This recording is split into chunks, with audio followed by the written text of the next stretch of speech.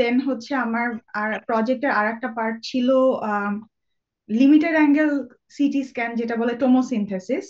তো হুম। ওইটা নিয়েও আমি কাজ করছি। তো আমার হচ্ছে 3 ডিমেনশনাল 2 ডিমেনশনাল দুই ধরনের এক্স রে ইমেজিং নিয়ে আর কি আমার কাজ ছিল। কিন্তু এখন স্যার আমি আবার কাজে, যখন আমি আর কি চাকরি শুরু করছি মানে ক্যান্সার সেন্টারে, এখন আমি কমপ্লিটলি রেডিয়েশন থেরাপি সাইডে চলে আসছি আর কি। আমি ইমেজিং নিয়ে এখন আর খুব একটা রিসার্চ বা মানে অত ইনভলভ না। মানে ওই যে ক্যান্সারের রোগীদের কি পরিমাণ ডোজ লাগবে ওই ডোজ ক্যালকুলেট করতে ডোজ হয়। ক্যালকুলেশন, জি, তারপরে হচ্ছে লিনিয়ার অ্যাক্সিলারেটর দিয়ে আম, তো দুই ধরনের খুবই কমন আর কি। হ্যাঁ, এটা আহ, কিন্তু বিশাল একটা অপরচুনিটি, জব অপরচুনিটি আছে যে মেডিকেল ফিজিক্সদের জি, এই আমি এটার। তো স্যার দেখলাম যে বাংলাদেশেও এখন অনেক মানে অ্যাডভান্স লিনিয়ার অ্যাক্সিলারেটরস গুলা ইনস্টল হচ্ছে। বাংলাদেশে ওইটা অ্যাটমিক এনার্জি করছে, ওইটাও সরকারি। ওই তোমার জি, বিভাগীয় শহরগুলাতে হয়ে গেছে, এখন জেলা শহরগুলাতে অনেকগুলাতে আছে। ওই যে পেট সিটি বলে, পেট হ্যাঁ, সিটি এগুলো করছে। আর ওদের সাথে সাথে পেট সিটি করতে গেলে পরে তোমার সাইক্লোট্রনও লাগে। তো জি, সাইক্লোট্রনও ওরা ইয়ে করে ওখান থেকে আইসোটোপ জেনারেট করে ওটা দিয়ে করে। হ্যাঁ, আচ্ছা, এরকম কিছু কিছু মানে উম, প্রথমে এই যে বিভাগ, এখন জেলা শহরগুলোতে ওই যে রিসেন্টলি একটা ওদের টেন্ডার হবে, তোমার আচ্ছা। 4টা বা 5টা জায়গায় করবে ওরা। এগুলো তো হ্যাঁ বেশ স্যার, কস্টলি বাংলাদেশের। ভালোই ভালোই আর কি বাজেট ওখানে ইনভলভ করতে হয় আর কি। বাট আমি যেটা দেখলাম যে স্যার, আমি যখন বাংলাদেশে ছিলাম এত বেশি জানতাম না আর কি তখন এই ফিল্ডটা সম্পর্কে। পরে এখন দেখলাম যে বেশ অনেক অপরচুনিটি হয়েছে বগুড়াতে তুমি মনে হয়। হ্যাঁ, তুমি যে কাজ করছিলে একটা থিন ফিল্মে, ওটার বোধহয় ইয়েটা করা হয় নাই না, তোমাকে কিছু কোশ্চেন ইয়ে করা হয়েছিল, তারপরে তুমি বোধহয় পড়াশোনায় ব্যস্ত হয়ে গেছো। জি ওই স্যার, ওইটা। পেপার ওইটা কিন্তু মানে পাবলিশেবল ওয়ার্ক ছিল, এটা কিন্তু এখনো করা যায়। হ্যাঁ হ্যাঁ। স্যার, ওইটা নিয়ে এখন আমি আসলে পরে ওইটার আম, একবার আমি যে ওটা নিয়ে ভাবছিলাম যে ওটা নিয়ে বলবো, পরে দেখা গেছে যে পিএইচডি তে এত প্রেশার ছিল স্যার আসলে। আর ওই সময় আমি আবার ওই পিএইচডি যে টপিক ছিল ওইটা নিয়েও একটা কাজ করতেছিলাম। তো হ্যাঁ স্যার, এটা আমার কাছে এখনো ডেটা আছে, ওই ড্রাফটটাও আছে, ওইটা নিয়ে হ্যাঁ, আসলে হ্যাঁ, ড্রাফটটা আমার আমার মনে আছে, ড্রাফট পাঠিয়েছিল তুমি, আমি দেখছিলাম ওটা বোধহয় আরো কিছু করতে ইয়ে করতে হয়তো আমরা দেখবো নি ওটা, যে জি ঈদের স্যার। বন্ধের মধ্যে আমি দেখতে পারবো, দেখা যাবে। আচ্ছা, জীবন। তাহলে ওই যে কে হোস্ট করতেছো, ইউ ক্যান টেক ওভার। আমাদের কিন্তু সময় এই এখন 10টা 32 বাজে, মানে বাংলাদেশের। আচ্ছা, আচ্ছা স্যার। আহ, আচ্ছা, তো আমাদের মোটামুটি সময় হয়ে গেছে। আমরা হচ্ছে আমাদের আজকের যে অনুষ্ঠান আছে অনুষ্ঠানটা শুরু করতে চাচ্ছি। তো আমরা আমাদের নিউ ক্লাবের ফিজিক্স ডিপার্টমেন্ট ক্যারিয়ার ক্লাবের নিয়মিত যে আহ, আয়োজন ক্যারিয়ার টক, সেটার হচ্ছে সেই সিরিজের এপিসোড নাম্বার 7 নিয়ে হচ্ছে আজকে আমরা উপস্থিত হয়েছি। তো আজকে আমাদের যে ওভারঅল আইডিয়া এবং আমাদের যে ওভারঅল যে জিনিসটা নিয়ে আমরা কাজ করতে যাচ্ছি এবং যেটা নিয়ে আমরা সামনে আগাচ্ছি, সেটা খুবই ইম্পর্টেন্ট একটা ব্যাপার, যেটা আমাদের অন্যান্য যখন সুযোগ সুবিধা আমাদের বিভিন্ন জায়গাতে থাকে তার ভিতরে মেডিকেল ফিজিক্স নিয়ে কথাবার্তা আমরা তুলনামূলক একটু কমই শুনেছি ফিজিক্সের ক্ষেত্রে। তো আমরা চাচ্ছি যেন এটার যে ইনস অ্যান্ড আউটস আছে এবং সেটার কি কি প্রোজ অ্যান্ড কনস থাকতে পারে এবং ওভারঅল কি কি ধরনের আইডিয়া থাকতে পারে, সেগুলো নিয়ে হচ্ছে আমরা আজকে কাজ করতে চাচ্ছি। তো সেটার জন্য আমি প্রথমেই হচ্ছে আমাদের এই অনুষ্ঠানে আহ আমাদের যে গেস্ট আজকের ফাতিন বশরত আপু, আপনাকে হচ্ছে শুভেচ্ছা জানাচ্ছি আমাদের এখানে আজকে উপস্থিত হওয়ার জন্য। অনেক ধন্যবাদ আমাকে এই ইভেন্টে ইনভিটেশনের জন্য। জি। আচ্ছা, আর হচ্ছে ইশতিয়াক স্যার, আপনার কাছে হচ্ছে আবেদন করছি যে আজকে যদি আপনি আমাদের অনুষ্ঠানের সূচনা পক্ষে কিছু বলে আমাদের অনুষ্ঠানটা শুরু করে দিতেন তাহলে। ও, সূচনা মানে আমি তো বললামই অনেকক্ষণ কথা। তো সূচনা মানে ফাতিনকে আমরা কিন্তু ইন্ট্রোডিউস করতে পারি। আমি Yes, sir. মানে ও এখানে যখন ছাত্র ছিল, আমি জানি না তুমি, তোমাদের ব্যাচে এখানে টিচার হইছে কে, এই রাজনরা নাকি জি ফাতিন? স্যার, আমার জি, রাজন আর শশী স্যার। হ্যাঁ, হ্যাঁ, ও রাজন শশী, মানে ও কিন্তু খুব ইয়াং। মানে এই যে রাজন বা শশী, রাজনকে তোমরা জাফরুল ইসলাম রাজন আর কি, সে কেবল পিএইচডি করতে, মানে কেবল মানে 2 বছর হয়েছে, আমি জানি না এরকম। আর ফারিয়া শশী যে, সে এখনো পিএইচডি করতে যায় নাই। তো ওরা ওরা এখানে জয়েন করেছে। আর ফাতিন, ও মানে ও কি মাস্টার্স কমপ্লিট করেছে কিনা আমার মনে নাই। মাস্টার্স কমপ্লিট, হ্যাঁ মাস্টার্স বোধহয় কমপ্লিট করে ও চলে গেছে খুব কম সময়ের মধ্যে কানাডাতে, যে পিএইচডি করে ও আবার জবও পেয়ে গেছে। তোমার পিএইচডি করতে মনে হয় 4 ইয়ার্স লাগছে নাকি? হ্যাঁ, 4.5 বলা যায় আর কি, ডিফেন্স শেষ হ্যাঁ, করে। 4.5। তো এটা এটা একটা বড়, মানে বিশেষ করে আমরা যতদূর জানি নর্থ আমেরিকান ইউনিভার্সিটি গুলোতে ফিজিক্সের সাবজেক্টের মতো, মানে ফিজিক্স না বলে এটাকে বলি যে জেনারেল সায়েন্সের সাবজেক্ট গুলোতে তোমার এই পিএইচডি করতে একটু বেশি সময় লাগে, 5 বছর 6 বছর। আমি খুব কম সময় করতে পারছিলাম, কি কারণে জানি, আই ওয়াজ লাকি। আমারও ওই যে ফাতিনের মতো 4 ইয়ার্স, তারপর একটা সেমিস্টার ওটা জাস্ট লাগছিল, 4 ইয়ার্স অ্যান্ড 1 সেমিস্টার। ও খুব তাড়াতাড়ি করে এবং সঙ্গে সঙ্গে জবও পেয়ে গেছে। তো তার জন্য আমাদের শুভকামনা। এখন সে আজকে খুব একটা ইম্পর্টেন্ট ফিল্ড, এটা হলো মেডিকেল ফিজিক্স। ফিজিক্স, তো মেডিকেল ফিজিক্সের বিশাল একটা অপরচুনিটি আছে। এবং মেডিকেল ফিজিক্সে যারাই মানে এখান থেকে কিছু করে গেছে, মেডিকেল ফিজিক্স মানে radiation, health and radiation physics, এটাও কিন্তু এর সাথে ইনক্লুডেড। ওটা ফাতিন বলবে তোমাদের আরো ভালো করে। তো কারণ বাংলাদেশে এই জিনিসটা অত ইয়ে করে নাই, মানে এটা ওরকম চর্চা করে না। যেমন ওই ফাতিন বলবে যে বাইরের দেশে ইভেন যদি একটা এক্স রে করে বা একটা সিটি স্ক্যান করে, যে তোমরা জানো সিটি স্ক্যান, এক্স রে, তারপরে পেট সিটি একটু আগে আমরা বললাম, এই ধরনের ইয়েগুলোতে সবগুলাতেই রেডিয়েশন আছে। ইভেন তোমার ওই যেটা এনজিওগ্রাম করে, এনজিওগ্রাম এটাতেও তোমার রেডিয়েশন আছে, এবং এই সবগুলোতেই তোমার ওই একজন রেডিয়েশন ফিজিসিস্ট রাখতে হয়। রেডিয়েশন ফিজিসিস্ট নামের একটা পোস্ট তোমার থাকতে হবে ওই যে ওদের দেশে, এটা বাই ল। এবং এই কারণে দেয়ার আর লট অফ অপরচুনিটিস। কারণ আর আমাদের দেশে এখানে আনফরচুনেটলি সেই জিনিসটা এখনো গড়ে উঠে নাই। মানে ওটা বোধহয় বাংলাদেশেও লতে আছে, যেহেতু ইন্টারন্যাশনাল ল ফলো করতে হয়, কিন্তু ইমপ্লিমেন্টেশন ওরকম ভাবে নাই। আর ও নতুন বিভিন্ন টেকনোলজি গুলো আসছে, যেরকম ও যেমন ইয়ের উপরে কাজ করেছে আমি শুনলাম, medical imaging. You all know যে এই যে মেডিকেল ইমেজিং ছাড়া ডাক্তাররা কোনো ডাক্তারি করতে পারবে না। এবং এই ইমেজিং এর 100% যে বেসিক বা ব্যাকগ্রাউন্ড বা এটা যে যে যে সায়েন্সের উপর বেস করে তৈরি, ওটা হলো ফিজিক্স।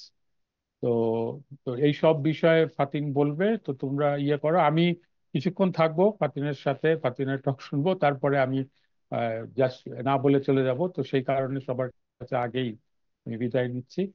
তো Fatin, you can start now. ও আর আর ওই যে যে যারা অর্গানাইজ করছে তাদেরকে ধন্যবাদ জানাচ্ছি, অর্গানাইজিং কমিটি, তোমাদেরকে অসংখ্য ধন্যবাদ। হ্যাঁ। ধন্যবাদ স্যার। স্যার। আমাদের আজকের অনুষ্ঠানটা আমরা এখনই শুরু করতে চাচ্ছি। আমাদের বায়োমেডিক্যাল ফিজিক্স নিয়ে যদি আমরা শুরু করতে চাই, তো আচ্ছা, প্রথমে আমি হচ্ছি সাইফ আল রেদওয়ান, আমি আজকে এই অনুষ্ঠানটি হোস্ট করব ফিজিক্স ডিপার্টমেন্ট কেরিয়ার ক্লাবের পক্ষ থেকে। তো ওকে। এটাই। জি। আর আমাদের বায়োমেডিক্যাল ফিজিক্স এর যে ওভারঅল গ্রাউন্ডটা আছে, সেই গ্রাউন্ডটা খুবই মানে ভ্যাস্ট হয়, কারণ আমরা যত সময় যায় তত বুঝতে পারি যে আমাদের ফিজিক্সে আমরা যতটাই থিওরিটিক্যাল জিনিসে পড়ালেখা করি, ততই আমাদের সেটা অ্যাপ্লিকেশন বেসড পড়ালেখার দিকে পরবর্তীতে শিফট করতে হয়। তো দেখা যায় যে আমাদের ডেইলি লাইফের যত ইম্প্যাক্টফুল জিনিস আছে, সেগুলো আমাদের বায়োমেডিক্যাল ফিজিক্সের জায়গা থেকেই অনেক ক্ষেত্রে চলে আসে। তো আজকে আপনারা যারা এখানে উপস্থিত হয়েছেন, হয়তোবা আপনারা কেউ ফিজিক্স স্টুডেন্ট যারা হচ্ছে পরবর্তীতে বায়োমেডিক্যাল ফিজিক্স এর ফিল্ডে যুক্ত হতে চাচ্ছেন, অথবা অনেকে আছেন যারা হচ্ছে অলরেডি একজন প্রফেশনাল, আপনারা হয়তোবা এখানে আমাদের সাথে পরবর্তীতে আপনার ইনসাইট আরো ক্লিয়ার করতে চাচ্ছেন, অথবা আপনি জাস্ট কিউরিয়াস যে বায়োমেডিক্যাল ফিজিক্স আসলে কি হয়, ফিজিক্স থেকে কিভাবে বায়োমেডিক্যাল সেক্টরে যাওয়া যায়। তো আই হোপ আজকে আপনাদের সব ধরনের কোশ্চেনই আমরা মানে ফাতিন আপু হোপফুলি আনসার করবেন। তো আমি হচ্ছে আমাদের এখনকার সময় পুরো জিনিসটাই পুরো ফোকাসটাই হচ্ছে আমাদের গেস্ট ফাতিন আপুকে দিয়ে দিচ্ছি। তো আপু, ফার্স্ট অফ অল হচ্ছে আবারও আপনাকে ওয়ার্ম ওয়েলকাম আমাদের এই অনুষ্ঠানে সংযুক্ত হওয়ার জন্য। সবার আগে আপনি কাইন্ডলি বলবেন যে আপনার আমাদের এই ওভারঅল যে আয়োজনটা আছে, সেই আয়োজনটা আপনার কাছে কেমন লাগছে। আমি আম, আবারও অনেক অনেক ধন্যবাদ জানাচ্ছি আমাকে এই ইভেন্টে ইনভাইট করার জন্য। আমরা যখন, এটা খুবই একটা আসলে ওভারঅল, আমি তো আহ, তোমাদের সবার, আমি তুমি করেই বলতেছি। তো হ্যাঁ, sure. সবার, আমি এই ফিজিক্স ডিপার্টমেন্ট ক্যারিয়ার ক্লাবের অ্যাক্টিভিটিস ফলো করি। আর টক গুলা আমি সময় পেলে আমি হচ্ছে গিয়ে আরো যে টক বা ইভেন্ট যেগুলো তোমরা আয়োজন করেছো ওগুলা দেখার চেষ্টা করি। এটা খুবই একটা ভালো ইনিশিয়েটিভ, খুবই হেল্পফুল। আমরা যখন ছিলাম আনফরচুনেটলি আমরা এটাকে এত ভালোভাবে এস্টাবলিশ করতে পারি নাই। এন্ড আমি এটার জন্য তোমাদেরকে অনেক অনেক থ্যাংক ইউ জানাচ্ছি যে এটার এরকম একটা ইনিশিয়েটিভ নেওয়ার জন্য, এবং ইশতিয়াক স্যার আরো আর বাকি সব আমাদের যত ফ্যাকাল্টি মেম্বার্স আছে তারাও অবশ্যই অনেক সহযোগিতা করেছে তোমাদেরকে এখানে আম, এই ইভেন্ট গুলো আয়োজনের জন্য। তো ইটস এ গ্রেট ইনিশিয়েটিভ, খুবই হেল্পফুল। এন্ড আমার best warm wishes and best of luck তোমাদের সবার জন্য। থ্যাংক ইউ আপু। It means a lot. আমরাও আমাদের যে ওভারঅল যে ডেইলি আমাদের যে সিরিজটা আছে ক্যারিয়ার টক্স, কারণ আমরা দেখা যায় যে ম্যাক্সিমাম স্টুডেন্টই তাদের লাইফের এন্ড রেজাল্ট বা এন্ড গোল কোথায় নিয়ে শেষ করবে সেটা নিয়ে বেশ কনফিউজ থাকে। তো আমরাও চাচ্ছিলাম যেন এটা মানুষের হেল্প হয়, আমাদের হেল্প হয়, যারা ফিজিক্স নিয়ে পড়ালেখা করছে আমাদের জন্য যেন এটা একটা প্যাথ ব্রেকিং আইডিয়া হিসেবে থাকে। তো আমি হচ্ছে সরাসরি এখন কোশ্চেন সেশনে চলে যাব। তো আপু, ফার্স্ট অফ অল শুরুতেই যে আমরা ডিউ ফিজিক্স, সেখান থেকে হচ্ছে আমরা সব আমাদের বলা যায় যে আমাদের সবার কমন পয়েন্টটাই হচ্ছে এখানে আমরা এখানে একই সূত্রে গাঁথা। তো সেই জায়গা থেকে আপনি যদি আপনার ওভারঅল যে জার্নি ছিল, আপনি ফিজিক্স ডিপার্টমেন্টকে কিভাবে দেখতেন, সেখানে আসার পরে আপনার যে ওভারঅল অনুভূতি, তারপরে আপনি কিভাবে সেটার সাথে কোপ আপ করলেন। দেখা যায় আমাদের ফিজিক্স এর অনেক রকমের, মানে আমাদের কালচারটাই অনেক ভ্যারাইটিস থাকে, আমাদের বেশ ডাইভার্সিফাইড একটা কালচার থাকে। তো এটার সাথে কোপ আপ করা এবং আমাদের যে এডুকেশনাল যে প্রসেসটা আছে সেই প্রসেসটার সাথে আপনি কিভাবে কোপ আপ করেছিলেন, যদি এই ব্যাপারে কাইন্ডলি কিছু বলতেন। আচ্ছা, কথা এটা তো বলতে গেলে আর কি অনেক বড় ডিসকাশন করা যায়। আমি আর কি খুবই শর্ট, আমি চেষ্টা করব খুবই একটা সামারাইজ আচ্ছা। ভার্সন। তো আমি হচ্ছে 2011-12 সেশনে, আমি সুপারনোভা 11-12 বেসিক্যালি আমাদের ব্যাচটার নাম। তো আমি 11-12 সেশনে ভর্তি হই। আমি খুবই যে ফিজিক্স নিয়ে প্যাশনেট ছিলাম আমার এইচএসসির পরে, ব্যাপারটা একদমই এরকম না। আমি ঢাকা ইউনিভার্সিটিতে ভর্তি পরীক্ষা দিই, আমার মেরিট লিস্টে ফিজিক্স আসে, আমি ফিজিক্সে ভর্তি হই। আমি জানি না ফিজিক্সের পড়াশোনা কেমন হবে, কি হবে, আমি কিভাবে এখানে সার্ভাইভ করব। কিন্তু ফ্রম ডে ওয়ান আমাকে অনেক মানুষই বলছে যে তুমি তো ফিজিক্স পড়তেছো, এটা তো একটা ভয়াবহ কঠিন subject, which is 110% true. Physics is not easy. এখন এখন তো আমি এখানে ভর্তি হয়েই গেছি, এখন আমার হচ্ছে এখানেই পড়াশোনা করতে হবে। ব্যাপারটা আমার মানে আমার কাছে এরকম ছিল যে হ্যাঁ, এখন আমি সেকেন্ড টাইম পরীক্ষা দিতে পারতাম বা অন্য চেষ্টা করতে পারতাম, কিন্তু আমি আমি চাইনি, আমার ভালো লাগছে আর কি। আমি কয়েকদিন ক্লাস করার পরে খুবই কঠিন, কিন্তু চেষ্টা করছি আর কি। এখানে ফার্স্ট ইয়ারে সার্ভাইভ করার চেষ্টা করছি, টু বি অনেস্ট। তো দেখা গেছে যে অনেক কোর্স গুলা এমন না যে আমি হচ্ছে গিয়ে even first year, second year, third year, fourth year, আমাদের এই 4 বছরেই হচ্ছে গিয়ে কোর্সেস গুলা কিন্তু ফিক্স। এখানে চয়েস করার কোনো অপশন নাই যে আমার এটা ভালো লাগতেছে না, আমি এটা পড়বো না। তো এগুলো আমার কাছে অবশ্যই অনেক চ্যালেঞ্জিং ছিল কিছু কোর্সেস, এন্ড এটা আমরা সবাই জানি, আমি আর নাম বলতে চাচ্ছি না। আমরা সবাই জানি কিছু কিছু কোর্সেস প্রত্যেকটা ইয়ারে থাকে যে অনেক ডিফিকাল্ট। তো ফার্স্ট ইয়ার থেকে আমার মধ্যে এটা ছিল যে আমার এখানে ভালো মতো পাশ করতে হবে। এখন আম, আমি আমি সবই করব, আমি হচ্ছে এমন না যে সারাদিন পড়াশোনাই করতেছি আর আমি আমার বন্ধু বান্ধব বানাচ্ছি না, তাদের সাথে আমি কোনো ইউনিভার্সিটি লাইফে আমি কোনো আহ মানে বন্ধু বান্ধবের সাথে ঘোরাফেরা করা বা কোনো ধরনের ইভেন্টে পার্টিসিপেট করা, এরকম ব্যাপারটা আমার মধ্যে কখনোই ছিল না। কিন্তু পড়াশোনার দিকটাতে দেখা গেছে যে আমি সবসময় চেষ্টা করছি যে আমার রেজাল্টটা ভালো করার। আম, তো এটাই। আর আম, দেখা গেছে যে কিছু সাবজেক্ট যেগুলোতে আমার এক্সট্রা অনেক এফোর্ট দিতে হয়েছে, সেই সব ক্ষেত্রে আমি বলবো যে আমি আমি আর কি বড় বড় আপু ভাইয়াদের কাছ থেকে অনেক সাজেশন নেওয়ার চেষ্টা করছি। আম, স্যার, এখানে কি কোনো মানে টেকনিক্যাল ডিফিকাল্টি হচ্ছে? আমি আসলে বুঝতে পারতেছি না। ইশতিয়াক স্যার? ও আচ্ছা, শোনা যাচ্ছে, আচ্ছা, ওকে। ওকে, থ্যাংক ইউ ফর কনফার্মিং। যে হোস্ট ছিল আমি আসলে তাকে দেখতেছিলাম, তো আহ, তার ভিডিওটা অফ হয়ে গেছে। এনিওয়ে, হ্যাঁ, সো গোয়িং ব্যাক, তো ওটাই আর হচ্ছে গিয়ে আম, আমি বলবো না যে পড়াশোনা মানে ওভারঅল আমার, আমি ইফ আই লুক ব্যাক, যে আমি অনার্স এবং মাস্টার্স এর এই 6 বছর আমাকে যদি কেউ জিজ্ঞাসা করে আমার জার্নি কেমন ছিল, ওভারঅল খুবই ভালো ছিল। নট জাস্ট হচ্ছে আমি মানে পড়াশোনার প্রেশার এবং পড়াশোনার যেই ধরনের চ্যালেঞ্জের মধ্যে দিয়ে যেতে হয়েছে, এটা অবশ্যই it was not pleasant at all. এটা সবার, এটা আমি কেন, এটা সবার জন্যই দেখা যায় যে এটা খুবই ডিফিকাল্ট একটা সাবজেক্ট। অ্যান্ড আমি যেটা স্টার্ট করছি যেটা বলে যে physics is not easy and it is not হ্যাঁ, মেন্ট টু বোঝা বি। যাচ্ছে। তো হ্যাঁ, বুঝতে পারি। আমার হচ্ছে অ্যাবর্ডিনেশন সাবজেক্ট।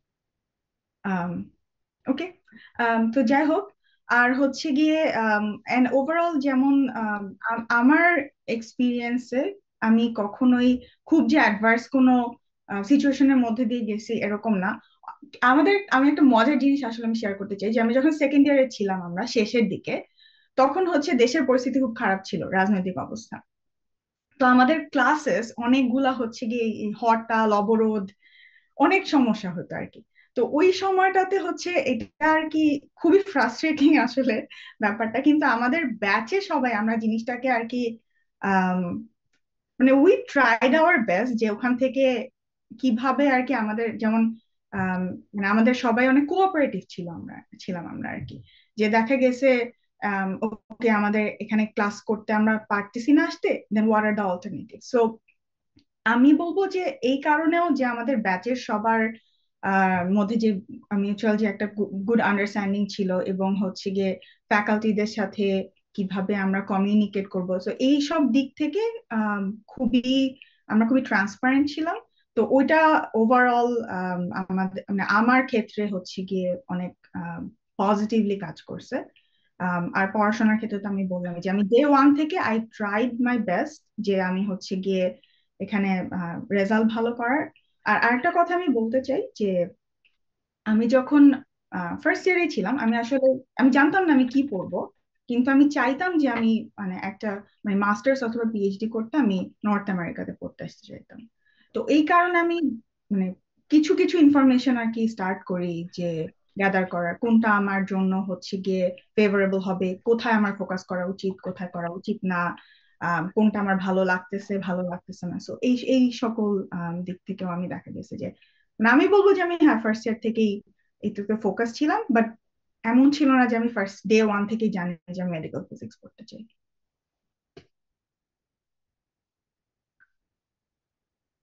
আম,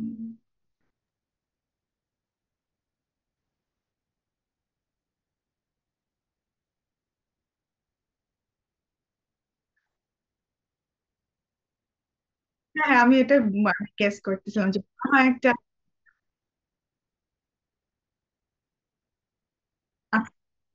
না, it's all good। আমি আসলে ওই কারণে বোঝার চেষ্টা করি, আমি কথার মাঝখানে আমি খুব মাঝখানে থেমে গেছিলাম এই কারণে যে বোঝার চেষ্টা করি যে আমার সাইড থেকে হচ্ছে নাকি। It's all good। আচ্ছা,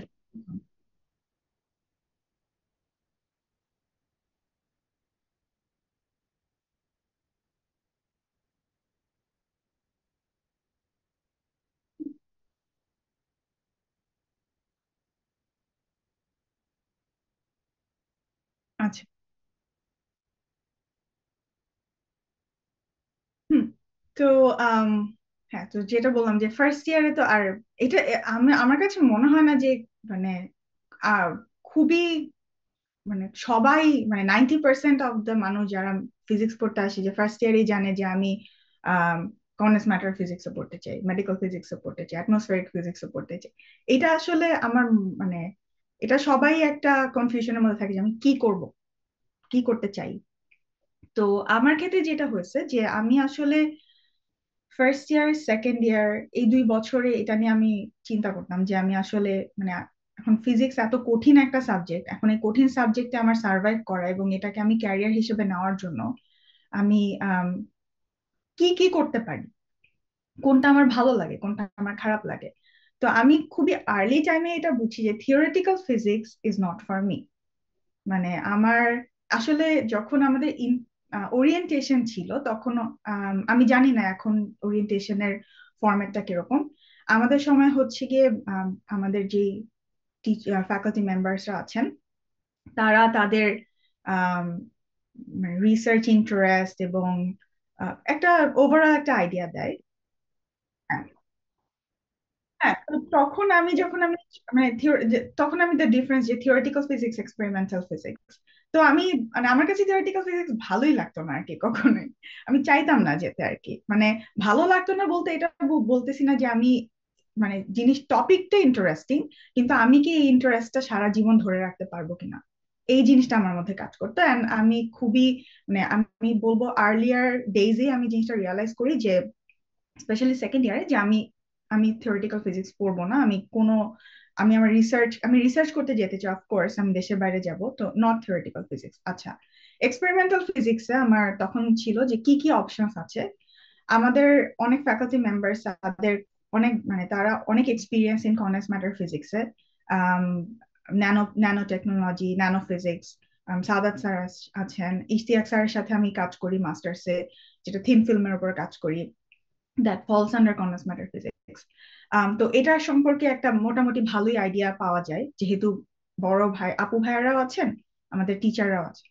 তারপর থাকে ওটা আমার another option, one of the options ছিল।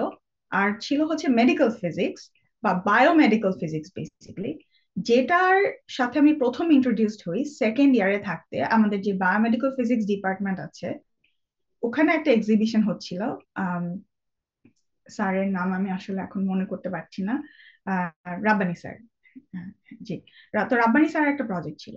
তো ওখানে হচ্ছে গিয়ে আমার প্রথম মানে আমি লাইফে ফার্স্ট তখন মেডিকেল ফিজিক্স জিনিসটা কি, কি ধরনের কাজ হয় ও সম্পর্কে আমি ইন্ট্রোডিউস হই তখন। যেহেতু আমি এক্সপেরিমেন্টাল সাইডে যেতে চাই, যেমন এক্সপেরিমেন্টাল কন্ডেন্স ম্যাটার হতে পারে, অথবা medical physics can be one of the other options. তো দেন আমি চেষ্টা করি আর কি, যাদের যেমন আমাদের সময় ওই সময় আহ, যে আমাদের মানে যেই সব ফ্যাকাল্টিরা নতুন জয়েন করেছে বা নতুন একদম মানে পিএইচডি রিসেন্টলি পিএইচডি শেষ করেছে, তাদের সাথে কথা বলার চেষ্টা করি, যে জানার যে মেডিকেল ফিজিক্স সম্পর্কে কি কি ধরনের আইডিয়া মানে হতে মানে কি কি করতে পারি আর কি আমি এই এই ফিল্ডে। আর অফকোর্স আমাদের সবার বন্ধু গুগল, যেখানে আমরা সব ইনফরমেশন নিতে পারি। তো আমি ওখান থেকে আমি আর কি ইন্টারনেটে সার্চ করা শুরু করি যে আমার কি অপশন হতে পারে, আমি যদি মেডিকেল ফিজিক্স পড়তে চাই কি ধরনের রিসার্চ প্রজেক্ট, রিসার্চ এরিয়াজ আমার আমি কাজ করতে পারি। তো that's how it started. And then যখন আমি ফোর্থ ইয়ারে ছিলাম, by that time I knew যে আমি মেডিকেল ফিজিক্সেই পড়তে চাই, এবং মেডিকেল ফিজিক্স পড়ার জন্য আমার আম, কি কি ধরনের মানে ফোর্থ ইয়ারে মানে third year and fourth year ছিল হচ্ছে আসলে আমি একদম আলটিমেটলি আমি ডিসাইডই করি যে আমি দেশের বাইরে পড়তে, আমি যখন অ্যাপ্লাই করব তখন আমি মেডিকেল ফিজিক্সেই পড়তে চাই। এখন মেডিকেল ফিজিক্সে পড়ার জন্য আমার কি ধরনের, কিভাবে আমার নিজেকে প্রিপেয়ার করতে হবে, কি কি স্কিল বেসিক্যালি কি কি স্কিল আমার ডেভেলপ করতে হবে। তো আহ, তো সেভাবে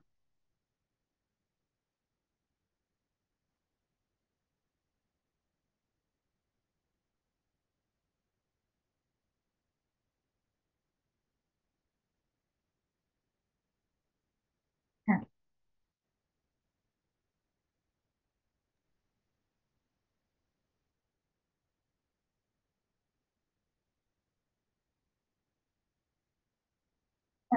হ্যাঁ, থ্যাংক ইউ এই কোয়েশ্চেনটা করার জন্য। এটা খুবই একটা আমার কাছে মনে হয় খুবই ইম্পর্টেন্ট একটা কোয়েশ্চেন। এবং সব আন্ডার গ্রাজুয়েট লেভেলে এই নিজেকে এই প্রশ্নটা করাটা খুব জরুরি যে এখন আম, আমি প্রথমত যে আমি কি করতে চাই, আমি কি হচ্ছে গিয়ে পড়াশোনা করতে দেশের বাইরে যেতে চাই, মানে আমি কি পিএইচডি করতে চাই, মানে রিসার্চ সেক্টর বা বাংলাদেশে থাকলেও রিসার্চ সেক্টরে যেতে চাই। আচ্ছা, যদি আমি তাই চাই, তাহলে আমার হচ্ছে গিয়ে প্রথম প্রশ্ন হচ্ছে আমাকে কোনটা আমার কাছে ইন্টারেস্টিং লাগতেছে। এখন আমি বললাম তো যেটা যে theoretical physics is really interesting, কিন্তু সেই ইন্টারেস্টটাকে আমি সারা জীবনের জন্য ধরে রাখতে পারবো কিনা এই প্রশ্নটাও নিজেকে করা জরুরি।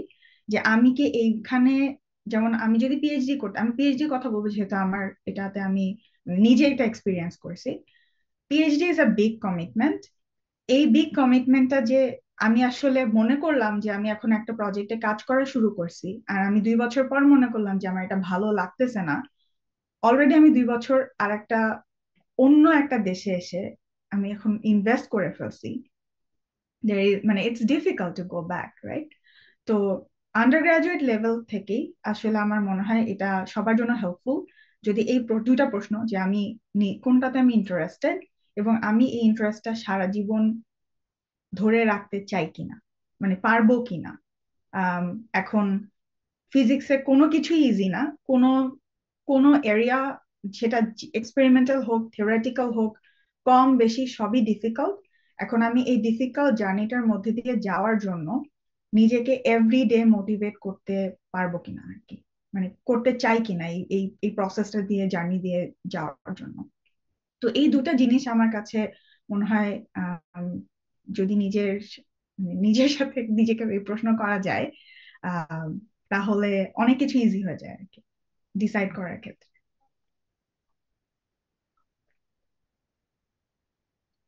হ্যাঁ, আমার কথা কি শোনা যাচ্ছে?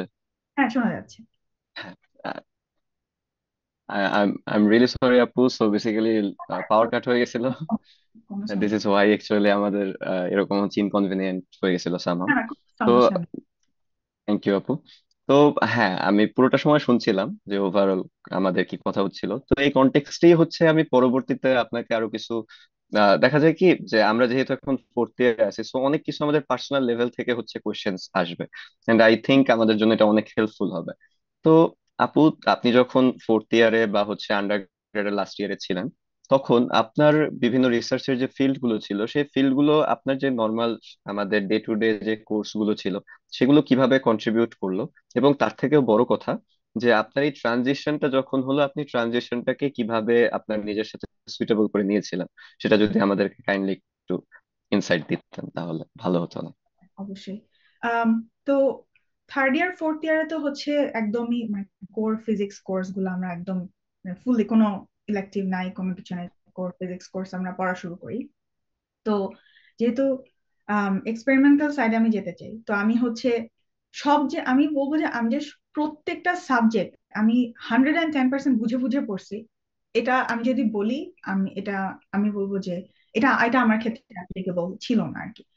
তো বাট আমি চেষ্টা করছি, আমি আমার সর্বাত্মক চেষ্টা করতাম যে যেটা পড়তেছি আমি এটা বোঝার চেষ্টা করি।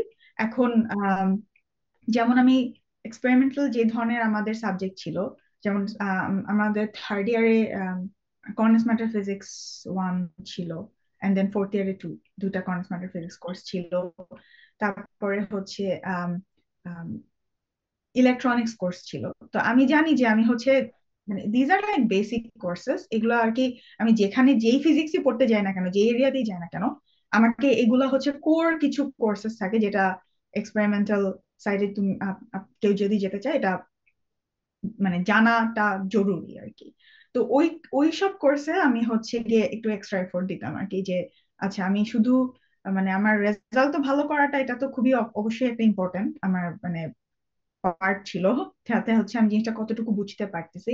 আর অনেক জিনিস আছে যে দেখা গেছে যে আমি থার্ড ইয়ারে বুঝি নাই, যখন আমি কোয়ান্টাম ফিজিক্স 1 পড়তেছি, ফোর্থ ইয়ারে গিয়ে একটু অ্যাডভান্স পড়ার সময় তখন মনে হচ্ছে ও আচ্ছা ঠিক আছে, আমি লিঙ্ক করতে পারতেছি। তো এগুলো আমি বলবো হচ্ছে যে আমার ক্ষেত্রে অনেক হেল্পফুল ছিল।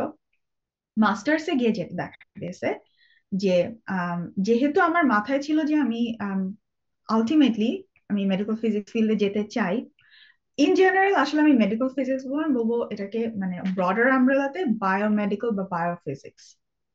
ওকে, মেডিকেল ফিজিক্স ওখানে আরো অনেক ব্রাঞ্চ হয়ে যায় আর কি পরে, যেটা নিয়ে আমরা এটা পরে ডিসকাস করব। ইন জেনারেল আমি হচ্ছে বায়োফিজিক্স বায়োমেডিকেল ফিজিক্স ওই ফিল্ডে আমি থাকতে চাইতাম। এই কারণে হচ্ছে ফোর্থ ইয়ারে যে অপশন গুলো ছিল যে কোর্স চুজ করা, সরি ফোর্থ ইয়ার না আমার ভুল হয়েছে, মাস্টার্স।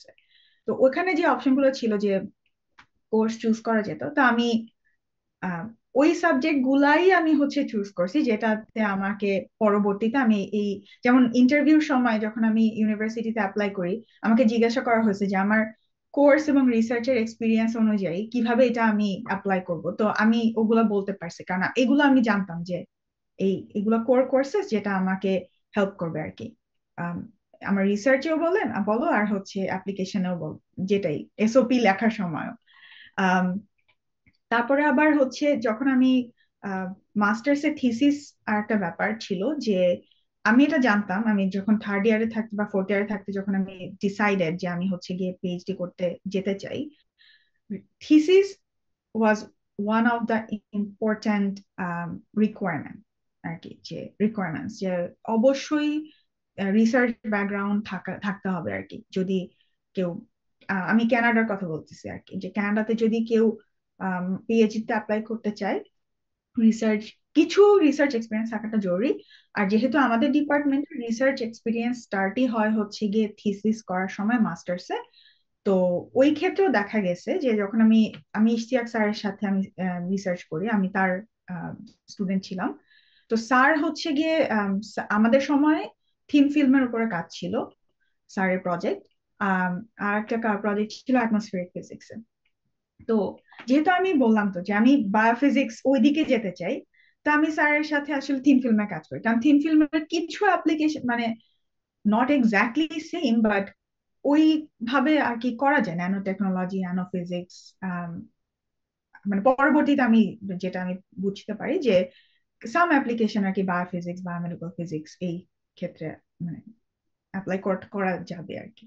তো ওভাবেও দেখা গেছে যখন আমি রিসার্চ এরিয়া চুজ করতেছি, আমি মাস্টার্স এর থিসিসে মেক শিওর করতেছি যে আমি আলটিমেটলি যেখানে আমি পড়তে চাইতে চাই সেটার সাথে কতটুকু অ্যালাইন হচ্ছে। বাট আমি আর একটা জিনিস বলতে চাই যে এখন অনেকের প্রশ্ন হতে পারে, ও আমি তো এখন হচ্ছে গিয়ে অন্য একটা ফিল্ডে রিসার্চ করতেছি। এটাও কোনো সমস্যা না আসলে।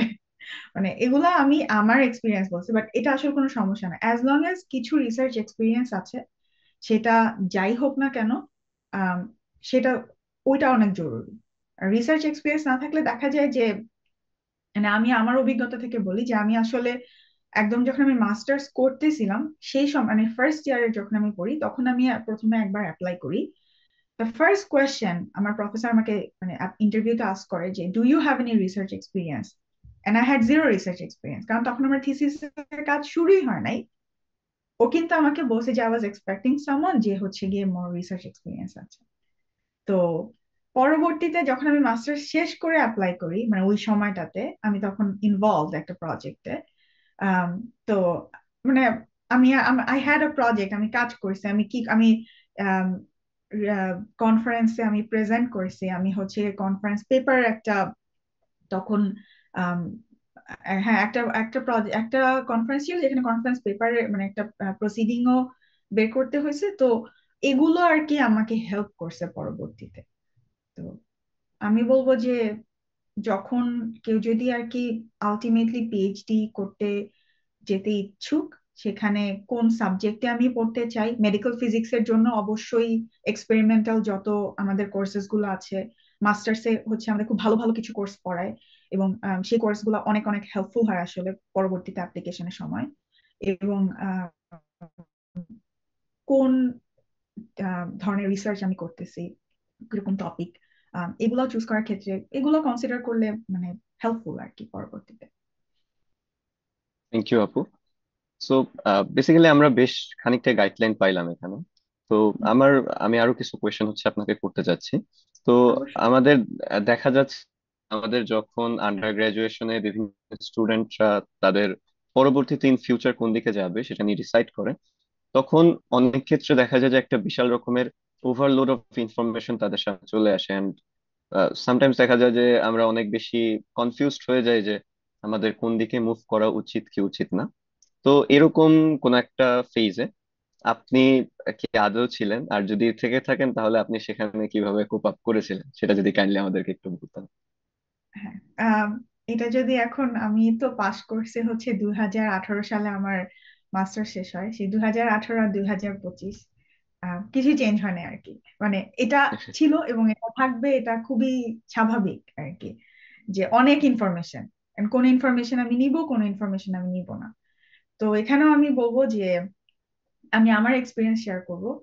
আমার জন্য এটা কাজে লাগছে, সেটা হচ্ছে যে আম, শুধুমাত্র যে বড় ভাইয়া আপুদেরকে আমি দেখছি তা না, আমার বন্ধু বান্ধবরাও এক একজন এক এক ধরনের কাজে ইন্টারেস্টেড এখন। জিনিসটা হচ্ছে যে যেমন আমি মেডিকেল ফিজিক্স পড়তে চাইছি, এখন আমার কাছে হচ্ছে গিয়ে মেডিকেল ফিজিক্স সম্পর্কেই আমি আইডিয়াটা নিচ্ছি। এখন আমি অবশ্যই আমার একটা ব্যাকআপ প্ল্যান যে আমি মেডিকেল ফিজিক্সে যে যেতে চাই, কেউ আমাকে গ্যারান্টি দিচ্ছে না যে আমাকে, যেহেতু আমি ইন্টারন্যাশনাল স্টুডেন্ট হিসেবে অ্যাপ্লাই করব, আমি যে মেডিকেল ফিজিক্সেই ডিপার্টমেন্টে ভর্তি হতে পারবো এটাও না। আচ্ছা, আর কি আছে নেক্সট আমার ইন্টারেস্ট, যদি না হয় nano technology, condense matter physics, experimental condense matter physics is another option. যেহেতু আমি থিন ফিল্মে কাজ করছি, তো আমি এটাতেও মানে, আচ্ছা যদি আমার মানে দুইটা আমার কাছে ছিল যে medical physics was my priority one, my second priority was আমি কন্ডেন্স ম্যাটার ফিজিক্স আমি যেতে চাই। তো বাকি যা ছিল ইনফরমেশন, যে হাই এনার্জি ফিজিক্স বলো বা হচ্ছে গিয়ে থিওরিটিক্যাল কন্ডেন্স ম্যাটার ফিজিক্স বলো, নিউক্লিয়ার থিওরিটিক্যাল নিউক্লিয়ার ফিজিক্স, আমি এগুলো আসলে আমি মানে জানতেই চাইতাম না আসলে। কারণ হচ্ছে কি আমার আমার কাছে মনে হতো যে আমি অবশ্যই অনেক ইন্টারেস্টিং, খুবই খুবই ভালো লাগতো, মানে মাঝে মাঝে ইচ্ছে হতো আচ্ছা আমি জানি এই ফিল্ডটা সম্পর্কে, কিন্তু আসলে দেখা গেছে যে মাস্টার্স, বাই দ্য টাইম যখন মাস্টার্সে মানুষজন ওঠে তখন আসলে বাস্তবতা অনেক একটা ইম্পর্টেন্ট ফ্যাক্টর, যে পার্সোনাল লাইফ, তারপর হচ্ছে আমার প্রায়োরিটি, আমি মানে পার্সোনাল অনেক প্রেফারেন্সেস তখন চলে আসে আর কি। জব সেক্টর ইজ অ্যানাদার একটা আমার ক্ষেত্রে খুবই ইম্পর্টেন্ট ফ্যাক্টর ছিল, যে আমি আসলে পরবর্তীতে আমি কোথায় চাকরি করতে পারবো, ইন্ডাস্ট্রি, আমি আমি হচ্ছে একাডেমিয়াতেও আমি যদি যেতে চাই অথবা আমি ইন্ডাস্ট্রিতেও যেতে চাই, কোথায় আমার জন্য হচ্ছে গিয়ে ইটস গোনা বি ইজি আমার জন্য চাকরিটা পাওয়া, বা অপশনস, ইজি বলতে বোঝাচ্ছে হচ্ছে অপশনস আমার কাছে কোনটাতে বেশি আছে। তো দেখা গেছে যে আমার আমার কাছে তখন মনে হয়েছে এই দুইটা ফিল্ডে আমার জন্য, আমার আমার সাথে যায় এবং আমি মানে আমি পারবো এটাতে সার্ভাইভ করতে এই ফিল্ডে। এগুলা এই দুটা ফিল্ডে আমি পড়াশোনা করে চাকরি করতে চাই এবং চাকরি করতে আমি পারবো। তো বাকি যত ছিল, যেমন ধরো আম, আমার অনেক বন্ধু বান্ধবরা হাই এনার্জি ফিজিক্সে আছে বা অন্যান্য যত সেক্টরে আছে, তাদের তাদের লাইফের বা তাদের প্রায়োরিটি লেভেলে হচ্ছে গিয়ে ওইটা সুইটেবল ছিল। তারা কিন্তু এসে আমার কাছে হচ্ছে গিয়ে মানে যখন আমরা ডিসকাস করতেছি, আমি মেডিকেল ফিজিক্স এর সম্পর্কে অনেক কিছু জানি, আম, সেটা আমি আমার আমার ফোকাসটা ওখানে, ওদের ফোকাস ওখানে। তো এইখানে ব্যাপারটা হচ্ছে আমি আমার সাজেশন যে জানা আগে যে আমি কোথায় যেতে, কোন সাবজেক্টে বা কোন ফিল্ডটাতে আমি যেতে চাই, এন্ড দেন ন্যারো ডাউন করা, আর কোনো ইনফরমেশন আমি না নেই, আমি এটাতেই ফোকাস করি। এবং আহ, এটার জন্য আমাকে কি কি ভেরি ইম্পর্টেন্ট হচ্ছে স্কিল ডেভেলপমেন্ট করা। মানে এটাতে আমি আমি আসলে আগে কয়েকটা ভিডিও দেখছি তোমাদের ইভেন্টের, সবাই আমরা বারবার একই কথা বলছি, স্কিল ডেভেলপমেন্ট করা, and one of the important skills হচ্ছে প্রোগ্রামিং শেখা। এটা আম, আমি নিজেকে আসলে মানে আমি যদি আরো 2011-12 সেশনে আবার ফেরত যেতে পারি, আমি নিজেকে ডে ওয়ান থেকে আসলে প্রোগ্রামিং শেখা শুরু করবো আর কি। এটা আমি আমার কাছে মনে হয়, কারণ আমি যখন এখানে আসি কানাডাতে পড়াশোনার জন্য, ফ্রম ডে ওয়ান আমাকে প্রোগ্রামিং এর কাজ করতে হয়েছে। এবং তুমি এক্সপেরিমেন্টাল কাজ করো, থিওরিটিক্যাল কাজ করো, যাই করো না কেন, ফিজিক্সে অনেক সাইডেই প্রোগ্রামিং লাগে, এবং হচ্ছে কি এটা একটা important skill to have, not just survive করার জন্য মানে পিএইচডি জীবনে, আরো হচ্ছে পরবর্তীতে চাকরির ক্ষেত্রে একটা খুবই ইম্পর্টেন্ট স্কিল। তো যারা এখন হচ্ছে গিয়ে ফোর্থ ইয়ার আছে, আমি কিন্তু প্রোগ্রামিং আমার ফার্স্ট হ্যালো ওয়ার্ল্ড লিখছি আমি হচ্ছে গিয়ে আসলে ফোর্থ ইয়ারে, যখন আমাদের কোর্স ছিল আর কি, এটাই C++। তার আগে আমি আসলে জানতাম, কিন্তু আমি মানে জানতাম না কিভাবে স্টার্ট করবো, কি করব। এখন তো অনেক অ্যাভেলেবল রিসোর্সেস। তো যারা আর্লিয়ার ইয়ার্সে আছো, ফার্স্ট ইয়ার সেকেন্ড ইয়ারে প্রোগ্রামিং এ কিছু কাজ করা শুরু করো আর কি। আর ফোর্থ ইয়ারে যারা আছো, যাতে আমি জানি না এখন ওই কোর্সটা পড়ায় কিনা, যদি আর কি থাকে তাহলে ওই, I think computational physics. Yes. আমি আমার ফোর্থ ইয়ারে সবচেয়ে বেশি এফোর্ট মনে হয় ওই কোর্সটাতে দিছি। মানে আমি আসলে ইন্টারেস্টেড ছিলাম জানার জন্য, আমার খুবই কষ্ট হয়েছে ওই কোর্সটাতে ভালো করার জন্য, কিন্তু আমি আমার চেষ্টা করছি আমি। আর পরবর্তীতে আমাকে অনেক হেল্প করছে আমার, এখন ইভেন আমার চাকরি জীবনে অনেক হেল্প করে। মানে আমি আমি আমি আর কি গ্রাজুয়ালি আমার স্কিল আরো অফকোর্স ইমপ্রুভ হয়েছে। তো it's a important skill to have আসলে। থ্যাংক ইউ আপু। সো বেসিক্যালি হ্যাঁ, আমার পরবর্তী কোশ্চেনের আনসারও আপনি দিয়ে দিচ্ছেন অলরেডি, যে আমাদের স্কিল কি কি থাকা উচিত। অ্যান্ড হ্যাঁ, that that wraps up the whole thing, যে একটা ইউনিভার্সিটিতে আমাদের অ্যাকচুয়ালি কিরকম ভাবে কি করা উচিত।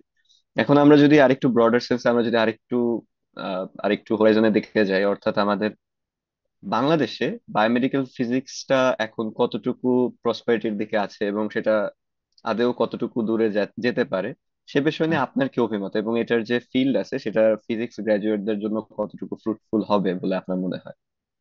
আচ্ছা।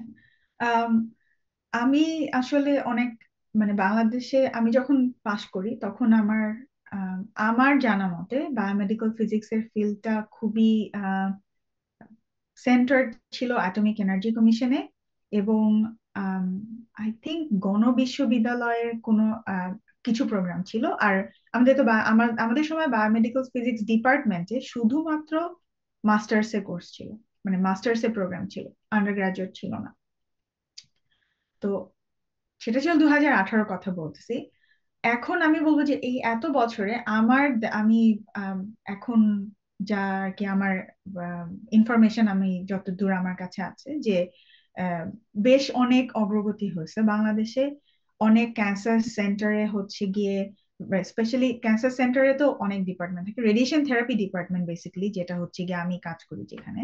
রেডিয়েশন থেরাপিতে অনেক ইমপ্রুভমেন্ট আসে, টেকনোলজিক্যালি বলো বা হচ্ছে ম্যান পাওয়ারের ক্ষেত্রেও বলো।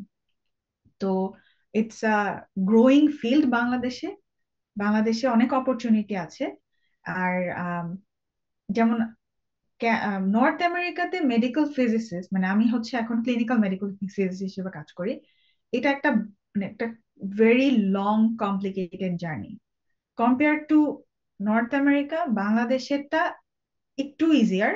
ইজিয়ার বলতে আমি বোঝাচ্ছি হচ্ছে যে বাংলাদেশে মাস্টার্স এর পরে যদি বায়োমেডিক্যাল ফিজিক্স এর রিলেটেড কোনো কাজ, কোনো রিসার্চ কাজ বা কোনো ধরনের প্রজেক্টে কেউ যদি কাজ করে, তাহলে তারা বা মেডিকেল ফিজিসিস্ট হিসেবে চাকরি করতে, মানে চাকরি স্টার্ট করতে পারবে আর কি। আম, আমার মনে হয় না যে এভাবে কোনো কোনো সলিড আর কি রিকোয়ারমেন্ট থাকে ওখানে। রিকোয়ারমেন্ট ছিল, আমি লাস্ট কয়েকদিন আগে একটা বিএসএমএমই ওর মেডিকেল ফিজিক্স ডিপার্টমেন্টের পোস্ট দেখি, যেখানে ছিল রিকোয়ারমেন্ট যে অনার্স এবং মাস্টার্স ফিজিক্স অথবা বায়োমেডিক্যাল ইঞ্জিনিয়ারিং এ থাকলেই আর কি হবে। তো এন্ড দেন এটা আসলে এই এই পোস্টিং আমি আসলে আমার সময় আমি দেখি নাই কখনো। যেহেতু এখন আমি যদি দেখতে পারি, তার মানে হচ্ছে কি যে এখানে আসলে অনেক অপরচুনিটিস গ্রো হচ্ছে। আর অ্যাটমিক এনার্জি কমিশনে অনেক রিসার্চাররা বায়োমেডিক্যাল ফিজিক্স, বায়োফিজিক্স এই ফিল্ডে তাদের অনেক প্রজেক্টস এখন আর কি স্টার্ট হয়েছে, কাজ করা হচ্ছে। তো it's a growing field, there lot of prospects বাংলাদেশে। আর অবশ্যই ইটস আমি ওভারঅল পুরা ওয়ার্ল্ডে it's a high demanding sector. সেটা নর্থ আমেরিকাতে তো অবশ্যই সেটা, এটা নিয়ে আমরা পরে কথা বলতে পারি যে নর্থ আমেরিকাতে বলতে আমি আসলে কানাডা এবং আমেরিকার কথা বলতেছি। আম, তো কানাডা আমেরিকাতে it's a very demanding sector, clinical medical physicist বলো আর অথবা হচ্ছে গিয়ে industry focus medical physicist field বলো। আর বাংলাদেশে তো অবশ্যই ইটস আ গ্রোয়িং ফিল্ড, অনেক প্রসপেক্ট আছে আর কি। ইয়েস আপু, থ্যাংক ইউ। সো বেসিক্যালি এটার পরেই হচ্ছে আমরা পরবর্তীতে আম, সামনের দিকে আগাচ্ছি। হচ্ছে যে আমরা বাংলাদেশের মোটামুটি একটা আইডিয়া পেলাম, তবে ইন্টারন্যাশনাল স্টুডেন্টসদের জন্য ইন ফিউচার এই যে ফিল্ডটা আছে সেই ফিল্ডটাতে আহ যোগাযোগ করা বা সেই ফিল্ডটাতে যাওয়া কতটুকু কম্পিটিটিভ হতে পারে, বা সেই ওভারঅল ফিল্ডটা কতটুকু তাদের জন্য মানে ইজিয়ার হবে, টাফ হবে, মানে সেই যদি আইডিয়াটা আমাদের একটু দিতেন কাইন্ডলি, তাহলে আমাদের জন্য অনেক হেল্প হতো। আচ্ছা, তো ইন্টারন্যাশনাল স্টুডেন্টদের জন্য ওভারঅল অ্যাপ্লিকেশন প্রসেসটা একটু আম, মানে খুব রিগোরাস আর কি একটা প্রসেসের মধ্যে দিয়ে যেতে হয়, যেটা আমার এক্সপিরিয়েন্স। আমি কানাডাতে অ্যাপ্লাই, আমি আসলে আমি কানাডাতেই সব ইউনিভার্সিটিতে অ্যাপ্লাই করি। আর সেটা ছিল হচ্ছে গিয়ে আসলে আমি একটাই ইউনিভার্সিটিতে মেডিকেল ফিজিক্সে অ্যাপ্লাই করি। বাকি সবগুলাতে দেখা গেছে ইঞ্জিনিয়ারিং ফিজিক্স, বায়োমেডিকেল ইঞ্জিনিয়ারিং বা ন্যানো টেকনোলজি এরকম প্রজেক্ট গুলা যেসব ফ্যাকাল্টি ছিল তাদের তাদের ডিপার্টমেন্ট গুলাতে আমি অ্যাপ্লাই করি মেইনলি। তো এটার একটা কারণ ছিল হচ্ছে যে বায়োমেডিক্যাল ফিজিক্সে যাওয়ার জন্য সেটা আমি দুইটা সেক্টর, একটা ক্লিনিক্যাল একটা ইন্ডাস্ট্রি, দুই ধরনের। তো ওইখানে যাওয়ার মানে ওইখানে অ্যাপ্লিকেশনের জন্য যেই ধরনের রিকোয়ারমেন্ট ছিল, রিকোয়ারমেন্ট গুলো আসলে খুবই স্পেসিফিক কিছু। যেমন আম, তারা বলতেছে যে ফিজিক্সে ফিজিক্সে হচ্ছে গ্রাজুয়েট হতে হবে, পার্টিকুলার একটা সিজিপি এর ব্যাপার থাকে, তারপর প্রজেক্টের ব্যাপার থাকে, ফ্যাকাল্টিদেরকে হচ্ছে আগে থেকে রিচ আউট করা, ইমেল করা। তো এইসব ক্ষেত্রে এগুলো আর কি খুবই আমি বলবো যে ইন্টারন্যাশনাল স্টুডেন্টদের জন্য একটু কমপ্লিকেটেড আর কি। কিন্তু যেহেতু আমি জানি যে আমি থার্ড ইয়ারে থাকতে যে আমি হচ্ছে গিয়ে যাবো আর কি, পড়তে যেতে চাই, পিএইচডি করতে চাই। তো আমি আমি বলবো ফোর্থ ইয়ার থেকে আমি শুরু করি হচ্ছে গিয়ে ফ্যাকাল্টিদেরকে ইমেল পাঠানো যে আমি আম, মানে আমি ইন্টারেস্টেড তোমার কাজে। তো এটা হচ্ছে আমি মেডিকেল ফিজিক্স, আমি যেমন আমি পাশ করি হচ্ছে গিয়ে টরন্টো মেট্রোপলিটন ইউনিভার্সিটি। আমি সব কয়েকজন ফ্যাকাল্টিদেরকে ইমেল পাঠাইছি, কেউ আমাকে রিপ্লাই দেয় নাই যতদিন না পর্যন্ত আমি অ্যাকচুয়ালি অ্যাপ্লিকেশন সাবমিট করছি আর কি। তো যে প্রশ্নটা ছিল ইন্টারন্যাশনাল স্টুডেন্টদের জন্য এই ফিল্ডটা কিরকম, তো এটা একটা গেল হচ্ছে অ্যাপ্লিকেশন প্রসেস। তো যাই হোক, তো অ্যাপ্লিকেশনের যখন আমি অ্যাপ্লাই করি এরপরে তো একটা সেন্ট্রাল আমাদের মানে টরন্টো মেট্রোপলিটনে হচ্ছে কি একটা সেন্ট্রাল অ্যাপ্লিকেশন সাবমিট করতে হয়। এরপরে হচ্ছে কি ইন্টারভিউ হয়। তো ইন্টারভিউতে আর কি অনেক ওটা আর এক ধরনের একটা প্রসেস যে আইএলটিএস, জিআরই এগুলো তো অন পেপারে আমার রিকোয়ারমেন্ট ফুলফিল হয়েছে। দেন তখন জিজ্ঞাসা করে হচ্ছে যে রিসার্চের সেক্টরটা। আর একটা খুবই আমি এই কোয়েশ্চেনটা আমি আসলে আমি টরন্টো মেট্রোপলিটনে দুইজন টিচারের থেকে আমি ইন্টারভিউ আমার আসে, দুজন ফ্যাকাল্টি থেকে। বোথ অফ দেম আমাকে আস্ক করছে যে তুমি যে রিসার্চ করছো বা তোমার যে কোর্সেস ছিল ওইটা কিভাবে, যেহেতু তুমি মেডিকেল ফিজিক্সে তোমার কোনো কাজ নাই, আমার কোনো এক্সপিরিয়েন্স ছিল না, কোনো কোর্স ছিল না মেডিকেল ফিজিক্স ফোকাস, তুমি কিভাবে ওইটা তুমি যা শিখছো ওইটা কিভাবে আমি এখানে তুমি অ্যাপ্লাই করবা। যেমন নিউক্লিয়ার ফিজিক্স, তারপরে ইলেকট্রনিক্স, কর্নেস ম্যাটার ফিজিক্স, আমি নামটা বারবার বলতেছি কোর্সের কথা, ম্যাথমেটিক্যাল ফিজিক্স, তারপর হচ্ছে কম্পিউটার প্রোগ্রামিং। আমি ভুলে গেছি কোর্সটার নাম, আর একটা ছিল হচ্ছে under graduated, I think MEP ওটা এসেছিল, আমি ভুলে গেছি আসলে। তো এই কোর্স গুলা হচ্ছে গিয়ে মোর অ্যাপ্লাইড কোর্সেস, রাইট? তো এগুলোর কথা মানে এখানে আমি কি কি শিখছি ওইটা আমি হচ্ছে তাই কোর্সে আর কি মেডিকেল ফিজিক্স এর সাথে। তো এগুলো আমাকে মানে আমি বলবো যে ইট ওয়ার্ক ফর মি, কারণ আমি দুইজন ফ্যাকাল্টি থেকেই তখন আমাকে মানে আমাকে সিলেক্ট করা হয়, দেন আমি চুজ করতে পারি। তো এটা হচ্ছে ক্যানাডার প্রসেস যে আগে তুমি ডে ওয়ান থেকে ফ্যাকাল্টিদের সাথে তুমি টাই যে এই সুপারভাইজার তোমার হবে, তার আন্ডারেই তোমার কাজ করতে হবে। তারপরে আসি হচ্ছে গিয়ে পিএইচডি জার্নি, যেটা আমরা সবাই অল কম বেশি জানি যে ইটস আ ভেরি লং এবং হচ্ছে গিয়ে খুবই রিগোরাস রিসার্চের মধ্যে দিয়ে যেতে হয়। এখানে প্রোগ্রামিং খুবই ইম্পর্ট্যান্ট। এগুলো আমি মানে প্রোগ্রামিং এর পার্ট যেটা আমরা অলরেডি ডিসকাস করছি। এখন আমি তারপর আমি আসি হচ্ছে গিয়ে চাকরির ক্ষেত্রে as a international student. International স্টুডেন্টদেরকে হচ্ছে গিয়ে আম, এখানে কানাডাতে ওয়ার্ক পারমিটের একটা ব্যাপার থাকে, বা আমেরিকাতে আমি জানি না ওটার ওয়ার্ক পারমিটের এক্সাক্ট নামটা কি বলে। তো এইটা একটা মানে যেহেতু কিছু কিছু ব্যারিয়ার যে ইন্টারন্যাশনাল স্টুডেন্ট হিসেবে আমি একটা চাকরি খুঁজতেছি, এখানে আমার ওয়ার্ক পারমিট আছে কি নাই, আম, এগুলা ফ্যাক্টর যে তো আপনাকে মানে তোমাকে চাকরিটা কি অফার করা হবে কি হবে না, রাইট? এগুলা কিন্তু আমি কোনো ডিসক্রিমিনেশন দেখি নাই যে আদার দেন অন পেপার যেই কমপ্লিকেশনস গুলা থাকে, যে থাকে না যে একজন জাস্ট বিকজ আমি হচ্ছে একজন ওয়ার্ক পারমিট হোল্ডার আমি চাকরিতে আমাকে প্রায়োরিটি দেওয়া হবে কি হবে না, এই ধরনের কোনো discrimination in general medical physics ফিল্ডে নাই। কিন্তু এখানে একটা একটা ফ্যাক্টর আমি বলবো হচ্ছে যে রেজিডেন্ট যদি ক্লিনিক্যাল মেডিকেল ফিজিসিস্ট কেউ হতে চায় এখন আমি এই এই জিনিসটা ডিসকাস করতে চাই। There is a two sector, medical physicist in industry, medical physicist in clinic, মানে যেটা হচ্ছে ক্যান্সার সেন্টারে। কানাডাতে সকল ধরনের হাসপাতাল, যেটা ক্যান্সার সেন্টার, প্রভিন্সিয়ালি তারা রেগুলেটেড, মানে ওটা হচ্ছে প্রভিন্সিয়াল গভর্নমেন্টের চাকরি এই কাজটা। সেটা রেসিডেন্সি বলা হোক না কেন বা মেডিকেল ফিজিসিস্টের কাজই বলা হোক না কেন। তো এই কারণে লেখাই থাকে যখন তুমি যখন অ্যাপ্লাই করবে চাকরি, যে প্রায়োরিটি দেওয়া হবে এখানকার পার্মানেন্ট রেসিডেন্ট এবং কানাডিয়ান সিটিজেনদেরকে। এখানে কিন্তু স্কিল বা হচ্ছে গিয়ে ইন্টারন্যাশনাল স্টুডেন্ট এটা ব্যাপারটা না, এখানে হচ্ছে মোর গভর্নমেন্টের রুলস এন্ড রেগুলেশন এখানে চলে আসে।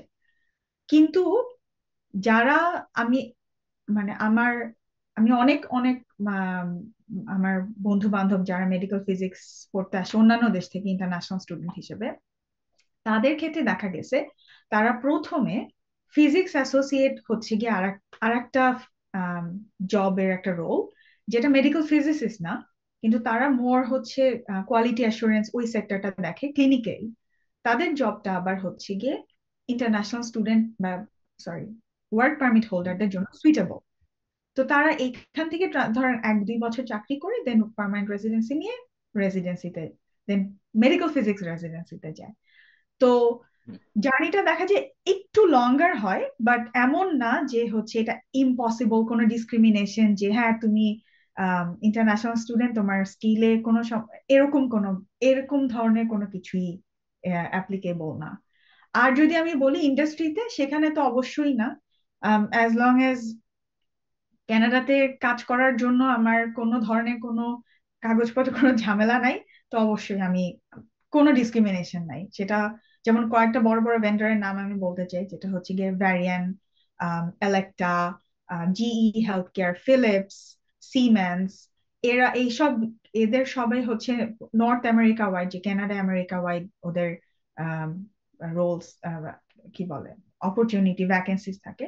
তো এই ক্ষেত্রে কোনো ধরনের আমি কোনো মানে কোনো ডিসক্রিমিনেশন বা এই ধরনের কোনো রুলস অ্যাপ্লিকেবল না যে পার্মানেন্ট রেসিডেন্টই হতে হবে, সিটিজেনই হতে হবে। তো থ্যাংক ইউ আপু। সো বেসিক্যালি এরকমই আমাদের বেশ কিছু কোয়েশ্চেন অ্যাকচুয়ালি অলরেডি আনসার্ড হয়ে গেছে, and that's very good actually.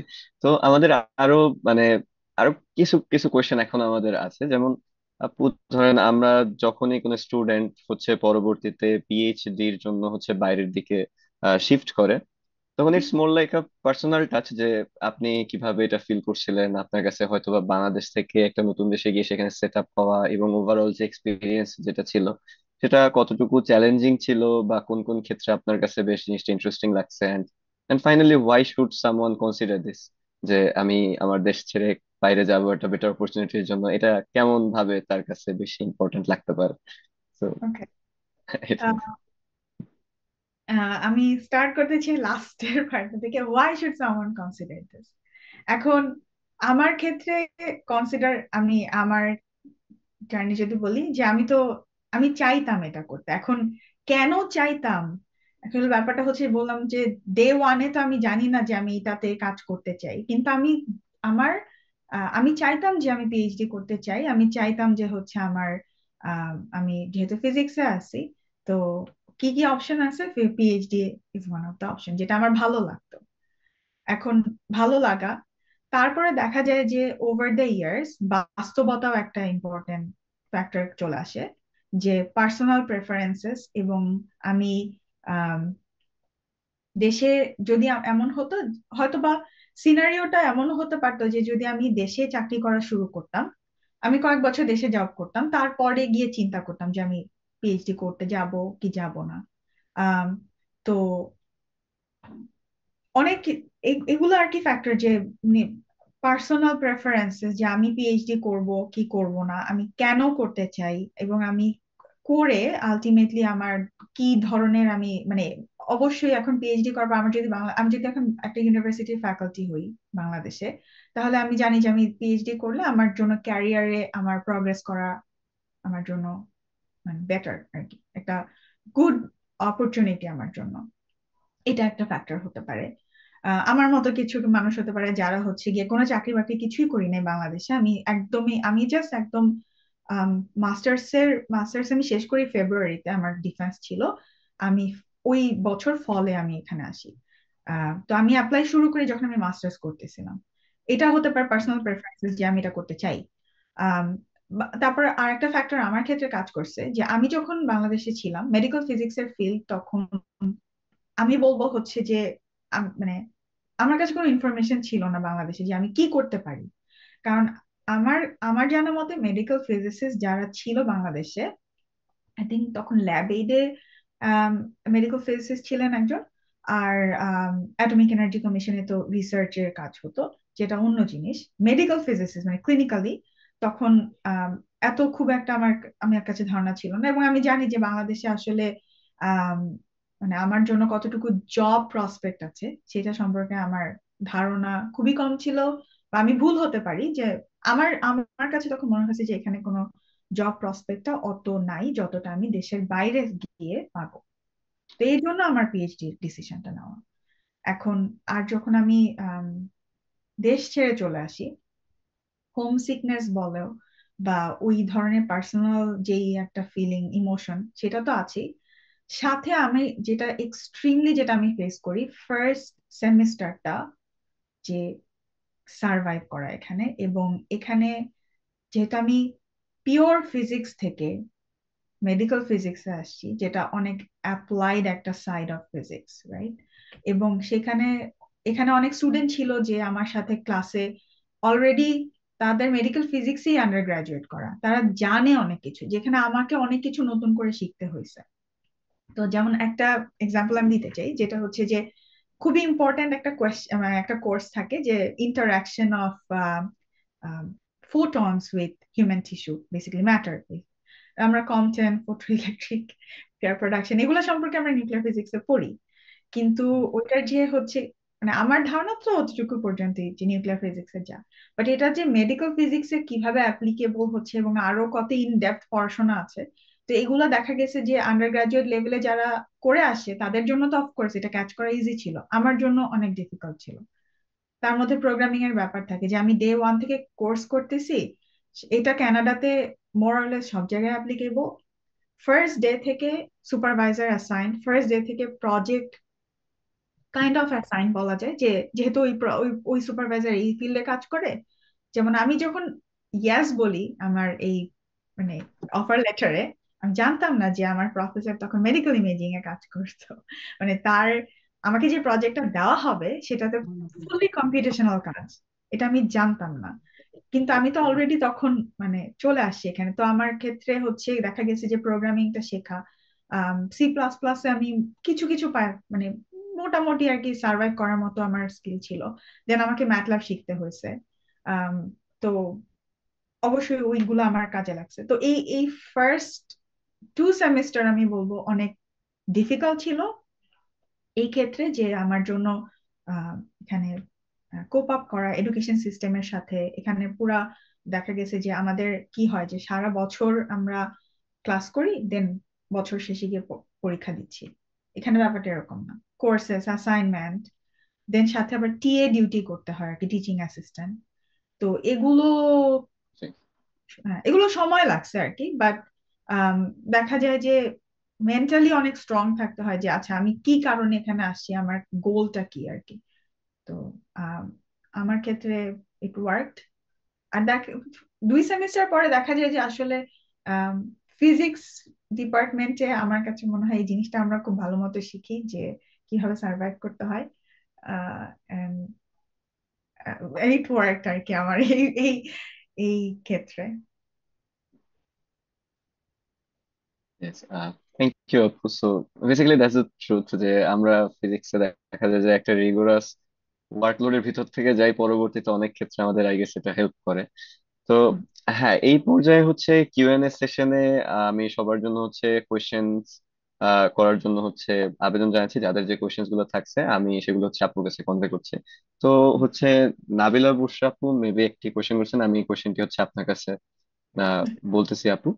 So hmm, basically the question is যে যে পিএইচডি থেকে হচ্ছে ক্যাম্পেপ মেডিকেল ফিজিক্সের যে আমার ট্রানজিশনটা ছিল, আপনার যে ট্রানজিশনটা ছিল, সেই ট্রানজিশনটা অ্যাকচুয়ালি মানে কতটুকু টাইম লাগছে, মানে দ্য থিং ইজ যে how long is the residency programme required to become a clinical medical physicist? And second, এটার tag along the tag question হচ্ছে যে what exactly does the term residency mean in this context? So এটা যদি kindly আপনি আমাদেরকে একটু clear করতেন। Nabil, thank you আপু এই কোয়েশ্চেনটা করার জন্য। আমি আসলে এই এই এই এই ফিল্ড মানে এই প্রসেসটা আমি ডিসকাস করতে চাচ্ছিলাম, যেটা আমি আসলে আমার কোনো ধারণাই ছিল না যখন আমি আর কি বাংলাদেশে ছিলাম এই ব্যাপারটাতে। তো প্রথমত আসি হচ্ছে ক্যাম্পেপ মেডিকেল ফিজিক্স ব্যাপারটা। তো ক্যাম্পেপ মেডিকেল ফিজিক্স, ক্যাম্পেপ আসলে একটা অর্গানাইজেশন যারা নর্থ আমেরিকাতে মেডিকেল ফিজিক্স প্রোগ্রাম গুলা ওভারসি করে। মানে ওরা হচ্ছে গিয়ে একটা, তো যেমন আমার আমার পিএইচডিটা ছিল ক্যাম্পেপ মেডিকেল ফিজিক্সে। সেম প্রোগ্রামে শুধু মেডিকেল ফিজিক্সও করতে পারবা, সেম কোর্সেস মানে একই একই প্রোগ্রাম, কিন্তু হচ্ছে দুই ধরনের স্ট্রিম। তো ক্যাম্পেপের কাজটা হচ্ছে যে যারা ক্লিনিক্যাল মেডিকেল ফিজিসিস্ট হতে চায় তাদের জন্য একটা সার্টেন একটা লিস্ট অফ কোর্সেস থাকে যেটা কমপ্লিট করতে হবে টু গেট দ্য ক্যাম্পেপ সার্টিফিকেশন যেটা বলে। এখন এটা হইতে পারে হচ্ছে গিয়ে ক্যাম্পেপ পিএইচডি, হতে পারে হচ্ছে শুধুমাত্র মেডিকেল ফিজিক্স পিএইচডি কেউ করলো, তারপরে তাকে এক্সট্রা 1 বছরের জন্য ক্যাম্পেপের রিকোয়ার্ড যে কোর্সগুলো থাকে ওগুলা করতে হবে, সেটা 1 বছরের। তো এটা একটা সেপারেটলি করা যেতে পারে। তো একটা যেটা আমি করছি সেটা হচ্ছে আমি ভর্তি হয়েছি যখন আমি ক্লাস শুরু করি, তখন আমাকে অপশন দেওয়া হয়েছে তুমি কি ক্যাম্পেপ করতে চাও কি করতে চাও না। ক্যাম্পেপ প্রোগ্রামে গেলে আমাকে এক্সট্রা কিছু কোর্স নিতে হবে, যেটা হচ্ছে গিয়ে আম, ওই ক্যাম্পেপের রিকোয়ারমেন্টে আছে, কিন্তু ওইটা আবার পিএইচডি করার জন্য দরকার নেই। তুমি পিএইচডি তে ধরো 4টা কোর্স করলে তোমাকে পিএইচডির জন্য কোর্সের রিকোয়ারমেন্ট ডান, কিন্তু ক্যাম্পেপের জন্য 8টা কোর্স করতে হবে। তো ওই 4টা প্লাস বাকিটা, তো এভাবে হচ্ছে কিছু প্রোগ্রাম সাজানো থাকে যে আমরা এভাবে অফার করব। আবার অনেক ক্ষেত্রে দেখা গেছে যারা আমার আম, আমি এখন কাজ করি অনেকের সাথে যারা হচ্ছে গিয়ে বায়োমেডিক্যাল ইঞ্জিনিয়ারিং বা থিওরিটিক্যাল ফিজিক্স থেকে আসছে, তাদের কমপ্লিটলি ডিফারেন্ট সাবজেক্টে পিএইচডি ছিল। অ্যাজ লং এজ এটা হচ্ছে ফিজিক্স অথবা বায়োমেডিক্যাল ইঞ্জিনিয়ারিং এ পিএইচডি, তাদের ক্ষেত্রে ওই বাকি যে মানে যে কোর্সগুলো ক্যাম্পেপের রিকোয়ারমেন্ট থাকে সেই কোর্সগুলোর জন্য 1 বছরের একটা জাস্ট অনলি কোর্স, ওই একটা ইউনিভার্সিটির সাথে অ্যাফিলিয়েটেড কোনো অর্গানাইজেশনে ভর্তি হতে হবে, কোর্সগুলো করতে হবে, এবং সেটার জন্য আসলে কোনো ফান্ডিং পাওয়া যায় না, সেটা নিজের পকেট থেকে এই পেমেন্টটা করতে হয়। তো এটা হচ্ছে একটা প্রসেস যেটা ক্লিনিক্যাল মেডিকেল ফিজিসিস্ট হওয়ার জন্য স্টেপ 1। তারপরে দেখা যায় হচ্ছে রেসিডেন্সি। রেসিডেন্সি বলতে আমি বুঝাচ্ছি যে 2 বছরের, এটা ইকুইভ্যালেন্ট টু ডাক্তারদের যে রেসিডেন্সিটা হয়, যে পোস্ট গ্রাজুয়েট রেসিডেন্সি বেসিক্যালি। তো 2 বছরের একটা ট্রেনিং প্রোগ্রাম বলা যায়, অথবা জুনিয়র মেডিকেল ফিজিসিস্ট, এখন এটা ইন্টারচেঞ্জেবল। কানাডাতে যেটা বলে হচ্ছে গিয়ে রেসিডেন্সি, আমেরিকাতে অনেক জায়গায় বলে হচ্ছে গিয়ে জুনিয়র ফিজিসিস্ট, অনেক জায়গায় বলে হচ্ছে গিয়ে physicist in trainee, same same concept. 2 বছরের জন্য একটা cancer centre, it's a job, কিন্তু অন সাইট জব ট্রেনিং, যে একটা ক্যান্সার সেন্টারে ফিজিসিস্ট কিভাবে হচ্ছে গিয়ে কাজ করবে, এবং ক্যান্সার সেন্টার মানে ক্লিনিক্যাল এনভায়রনমেন্টে কি কি রোলস এন্ড রেসপন্সিবিলিটিস আছে এই ব্যাপারে আর কি ট্রেনিং করতে হয়। এবং এই রেসিডেন্সি ছাড়া ক্লিনিক্যাল মেডিকেল ফিজিসিস্ট হিসেবে, ফুল ক্লিনিক্যাল মেডিকেল ফিজিসিস্ট হিসেবে নর্থ আমেরিকাতে কাজ করা যায় না। এখন CAMPEP is requirement to get in to residency. 2 বছরের রেসিডেন্সি, ওইটাও একটা রিগোরাস ট্রেনিং, সেটা শুধুমাত্র মানে এটা একটা চাকরি, অফকোর্স ডিউটিস তো করতেই হয়, সাথে আবার অনেক পড়াশোনার ব্যাপার থাকে, অনেক এক্সাম দিতে হয় আর কি। যেমন আমার সেকেন্ড ইয়ারে আমি এভরি সিঙ্গেল উইকে 10 মাস ছিল ওরাল এক্সাম দিতাম 1.5 ঘন্টা করে। সেটা ছিল আম, বিভিন্ন ধরনের টপিক আর কি, সেটা depending on the residency program. তো 2 বছরের রেসিডেন্সির পরে গিয়ে হচ্ছে গিয়ে মেডিকেল ফিজিক্স হিসেবে মানে চাকরি করার জন্য নর্থ আমেরিকাতে এলিজিবল হয়। তো নাবিলা বুশরা আপুর কোয়েশ্চেন আই থিংক আমি মোর অর লেস কভার করছি। Yes, I think that's it. Okay, Uh, okay, so so হোক, এটা আর কি একটা লং জার্নি, মানে পিএইচডি পরে আরো 2 বছর, মানে কেউ পোস্ট ডক করুক না করুক সেটা অন্য জিনিস, কিন্তু রেসিডেন্সি ইজ মানে it's a mandatory thing north আমেরিকাতে। থ্যাংক ইউ আপু। সো আমাদের এখানে হচ্ছে আরেকটি কোয়েশ্চেন আসছে, তো সাফওয়ান আরব ভাই তিনি হচ্ছে কোয়েশ্চেন করছেন। তো তার কোয়েশ্চেনটা হচ্ছে এরকম যে আপনার যে এক্সপিরিয়েন্স এবং যে পাথটা ছিল ক্যান্সার রিসার্চ সেন্টারে জব করার জন্য, এবং সেইখানে হচ্ছে ওভারঅল যে আপনার এক্সপিরিয়েন্স ছিল সেটা কেমন ছিল, and in addition to that আপনার পিএইচডির জন্য যে রিসার্চ প্রজেক্ট ছিল সেটি আপনি মানে কিসের উপরে করেছিলেন, এ ব্যাপারে হচ্ছে কোয়েশ্চেনটা। আচ্ছা, তো আমার ক্যান্সার সেন্টারে যে ট্রেনিং এক্সপিরিয়েন্স যেটা ছিল, আমি আমি enjoyed every bit of it. আমার খুবই মানে আমার জন্য একটা নিউ এক্সপিরিয়েন্স ছিল। আমি এই কারণে বলতেছি, কারণ হচ্ছে গিয়ে আমি যখন পিএইচডি করি, তো আম, যেহেতু মেডিকেল ফিজিক্স ফিল্ডটা হচ্ছে ক্লিনিকের সাথে অনেক, মানে ক্লিনিক বলতে আমি ক্যান্সার সেন্টারের সাথে বলতেছি, অনেকটাই মানে এই পুরা ফিল্ডটাই। তো অনেকের প্রজেক্ট থাকে যে যাদের ফ্যাকাল্টিরাই হচ্ছে গিয়ে মেডিকেল ফিজিসিস্ট, বা তাদের প্রজেক্ট গুলা ক্লিনিকের সাথে মোর ইন্টিগ্রেটেড। আমার ক্ষেত্রে দেখা গেছে যে আমার প্রজেক্টটা ছিল মেডিকেল ইমেজিং এ। আমি হচ্ছে গিয়ে ল্যাবের মধ্যেই বসে থাকতাম সারাদিন, ল্যাবেই কাজ ছিল, ইউনিভার্সিটি ফোকাস। তো আমার জন্য একটা কমপ্লিটলি ডিফারেন্ট এনভায়রনমেন্টে যাওয়া। আর আমি আম, যখন আমি পিএইচডি করি তখন আমার মানে অ্যাগেন আমি আসলে দেখা গেছে যে আমি এক এক ধরনের কাজ করছি, গিয়ে পরে চাকরিতে এসে আর এক কাজ করতেছি আর কি। যে মানে ফিল্ডের কথা বলবো, মেডিকেল ফিজিক্স এর ভেতরেই। তো রেডিয়েশন থেরাপি অনেক ইন্টারেস্টিং একটা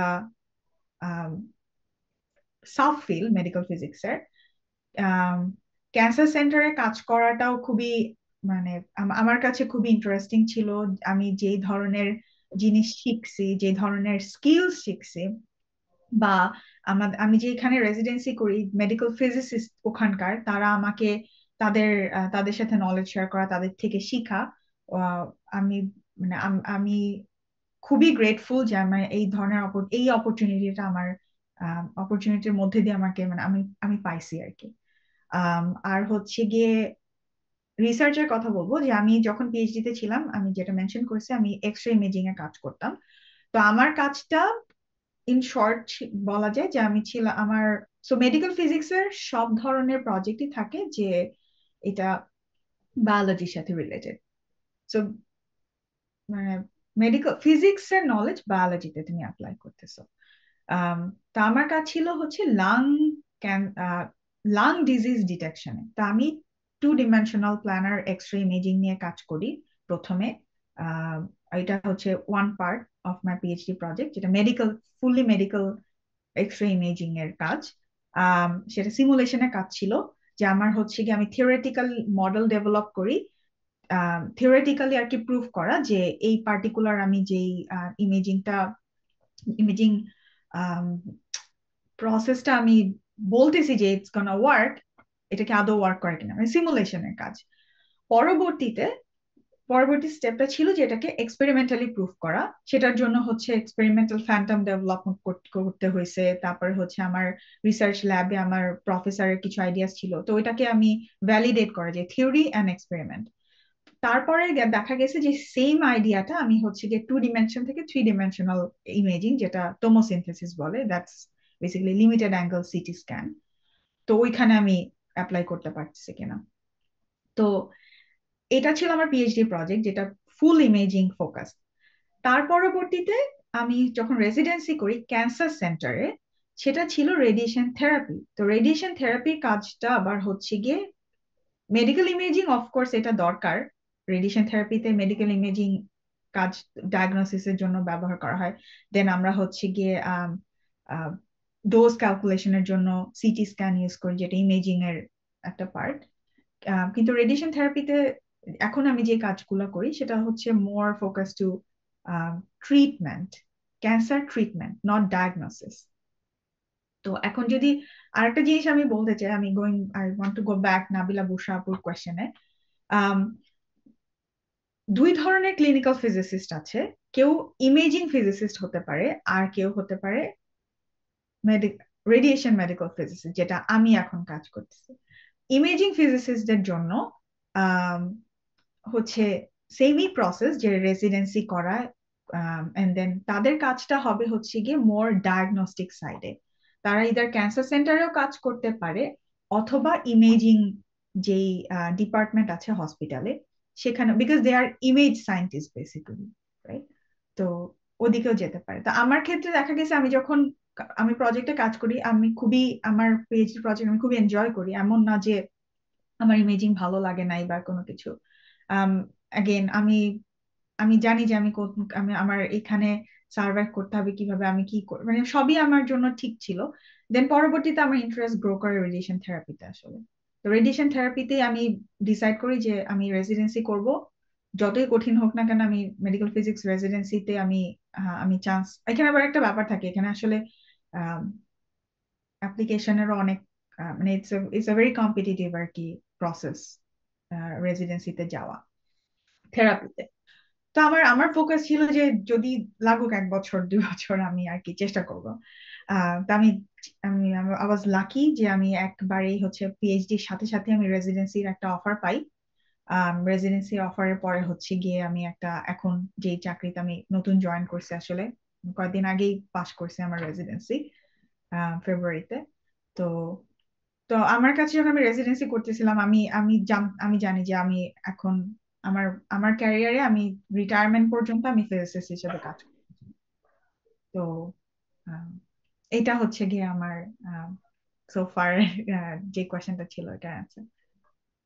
থ্যাংক ইউ আপু, that's actually very detailed. And the thing is যে আই গেস এটা সবার জন্যই অনেক হেল্পফুল হয়েছে। মানে দেখা যায় কি যে একটা পার্সোনাল টাচে জার্নির এক্সপিরিয়েন্সটা হচ্ছে মানুষকে অনেক অ্যাকচুয়ালি রিলেট করাতে হেল্প করে, যে তাদের লাইফে তারা কিভাবে মানে কাজ করছে সামনের দিকে। সো আপু, আমাদের ছেলে একটা কোশ্চেন আসছে, তো আমি হচ্ছে ওইটা করবো। দিস ইজ মোর লাইক হচ্ছে এমএস থিসিস কেন্দ্রিক। সো আমি কোশ্চেনটা হচ্ছে আপনাকে কনভে করছি। সো সামি ইসলাম আপু হচ্ছে কোশ্চেন করছেন যে what kind of difficulties have you faced while doing your thesis on thin film?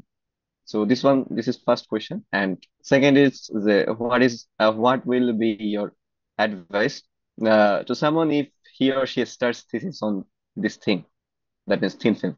So আপনার, ওকে, সো থিন ফিল্মে থেকে ইন জেনারেল আমি প্রথম দিকে যেই ডিফিকাল্টি বা চ্যালেঞ্জেস ফেস করছি সেটা হচ্ছে যে রিসার্চ এক্সপিরিয়েন্স কিছুই ছিল না। যখন তার আগে আমি জানি না কিভাবে আসলে রিসার্চ করতে হয়, কিভাবে পেপার পড়তে হয়। রিসার্চ করার ফার্স্ট স্টেপ হচ্ছে গিয়ে পেপার পড়ে ওখান থেকে আইডিয়া নেওয়া, এবং কোথায় পড়বো, কারণ একটা পেপার যদি হয় 20 পেজের, এখন এই 20 পেজের পেপার তো আমার পক্ষে বোঝা, এবং কোথা থেকে আইডিয়া, মানে তুমি যদি 10টা পেপার পড়ো 20 পেজেস এর, এটা তো একটা ইম্পসিবল ব্যাপার মানুষ কাছ থেকে এক্সপেক্ট করা যে 2 দিনে এটা পারা যাবে। এটা শিখা যে আমি কোথা থেকে পড়বো, কোথা থেকে শুরু করব, রিসার্চ পেপার কিভাবে আমি পড়বো, এবং ওখান থেকে আইডিয়া কিভাবে নিব। এটা একটা জিনিস ছিল চ্যালেঞ্জেস আমি বলবো। তারপরে ছিল হচ্ছে যে রিসার্চটা, যেমন রিসার্চটা যে স্টার্ট করব, ওইখানে দেখা যায় অনেক ট্রায়াল অ্যান্ড এরর থাকে আর কি। ওই ট্রায়াল আর এরর পিরিয়ডটা, মানে লার্নিং কার্ভটা এরকম থাকে যে ট্রায়াল এন্ড এরর পিরিয়ড যাচ্ছে যাচ্ছে যাচ্ছে, এন্ড দেন আলটিমেটলি ওয়ান্স এটা স্টার্ট করে কাজ করা, then you are good to go. কিন্তু ওই সময়টা খুবই ডিফিকাল্ট। যেমন থিন ফিল্মের ক্ষেত্রে আমি বলবো যে, তো প্রথমে হচ্ছে কোন মেটেরিয়াল আমি ইউজ করব থিন ফিল্ম ডিপোজিশনের জন্য, অনেক ধরনের ম্যাটেরিয়াল থাকে। তো আমার কাজটা ছিল হচ্ছে গিয়ে বিসমাথ অক্সাইড নিয়ে। এখন বিসমাথ অক্সাইডের থিন ফিল্ম ডিপোজিশন আমি বুয়েটে তো আমার প্রজেক্টের সুপারভাইজার ছিলেন doctor Ishtiaq M Syed sir, আর আমার কো সুপারভাইজার ছিলেন ডক্টর জীবন পোদ্দার স্যার, বুয়েটের ফিজিক্স ডিপার্টমেন্টে। তো জীবন পোদ্দার স্যারের ল্যাবে আসলে আমি কাজ করি, আর ইশতিয়াক স্যার এবং জীবন পোদ্দার দুজনে আমাকে গাইডলাইন দেয় যে তাদের মানে এইভাবে কাজ করো। তো দেখা গেছে যে আমি মানে থিওরিটিক্যালি মনে হচ্ছে আচ্ছা এটা তো ডুয়েবল, কিন্তু যখনই আমি দেখা গেছে ফিল্ম ডিপোজিট করতে যাচ্ছি, ফিল্ম তো আর ঠিক মতো হচ্ছে না আর কি, এটা একটা। তারপর হচ্ছে কি আমি বিসমথ অক্সাইড নিয়ে কাজ করব, আচ্ছা এটাকে মানে এই কোন মেটেরিয়াল নিয়ে আমি কাজ করব। তারপর আমি ছিল আমারটা মনে হয়, হ্যাঁ আমার একটা জিঙ্ক ডোপ ছিল, আমি জানি না আমি কপার ডোপ নিয়ে পরে মনে হয় আমি আর কাজ করি নাই ওটাকে। তো এই ডোপিং মেটেরিয়াল যে আমি যে জিঙ্ক ডোপ করবো এটাতে আমি আর কি একটা মেটেরিয়াল চুজ করে ফেললাম, বাট এটা তো অ্যাপ্লিকেশনটা কি, আমি কেন করতেছি। যেমন যখন দেখা এইটা আমি I want to go back কনভারসেশনে, যে আমাকে জিজ্ঞাসা করা হয়েছে যে আমার রিসার্চ এক্সপিরিয়েন্স, যে আমি যে জিঙ্ক ডোপ বিসমাথ অক্সাইড নিয়ে কাজ করছি, এটা যে আমি ট্রাই করে যে ডিটেক্টর, মানে মেডিকেল ইমেজিং এর যে ডিটেক্টর বানানো হয় ওখানেও আর কি থিন ফিল্মের কাজ আছে। তো মানে ব্যাপারটা হচ্ছে যে কিভাবে আর কি আমি কোন মেটেরিয়াল নিয়ে কাজ করতেছি, কেন করতেছি, কি কি ধরনের প্রপার্টিজ আমার ইনভেস্টিগেট করতে হবে, তো এগুলা বোঝা, এগুলা জানা এবং ইনফরমেশন নেওয়া, এগুলো অনেক ডিফিকাল্ট ছিল আর কি প্রথমে বেশ কয়েক মাস। আম, তো বাট জীবন পোদ্দার স্যারের গাইডেন্স এবং ইশতিয়াক স্যারের গাইডেন্স তো অনেক হেল্পফুল ছিল, সাথে আবার আমাদের আম, দুজন ভাইয়া তখন ওই স্যারের ল্যাবে কাজ করতো, বাবু ভাই এবং বিধান ভাইয়া। তাদের দুইজনই হচ্ছে গিয়ে আম, বাবু ভাই এখন আমি জানি না সব মজিবুল হাসান বাবু ভাইয়ের কথা শুনছে নাকি, বাট তার সে খুবই, সে পরবর্তীতে মানে তার থিম ফিল্মের কাজ সে অনেক দূর পর্যন্ত নিয়ে গেছে আর কি, তার খুবই ভালো ভালো পেপার্স বের হয়েছে।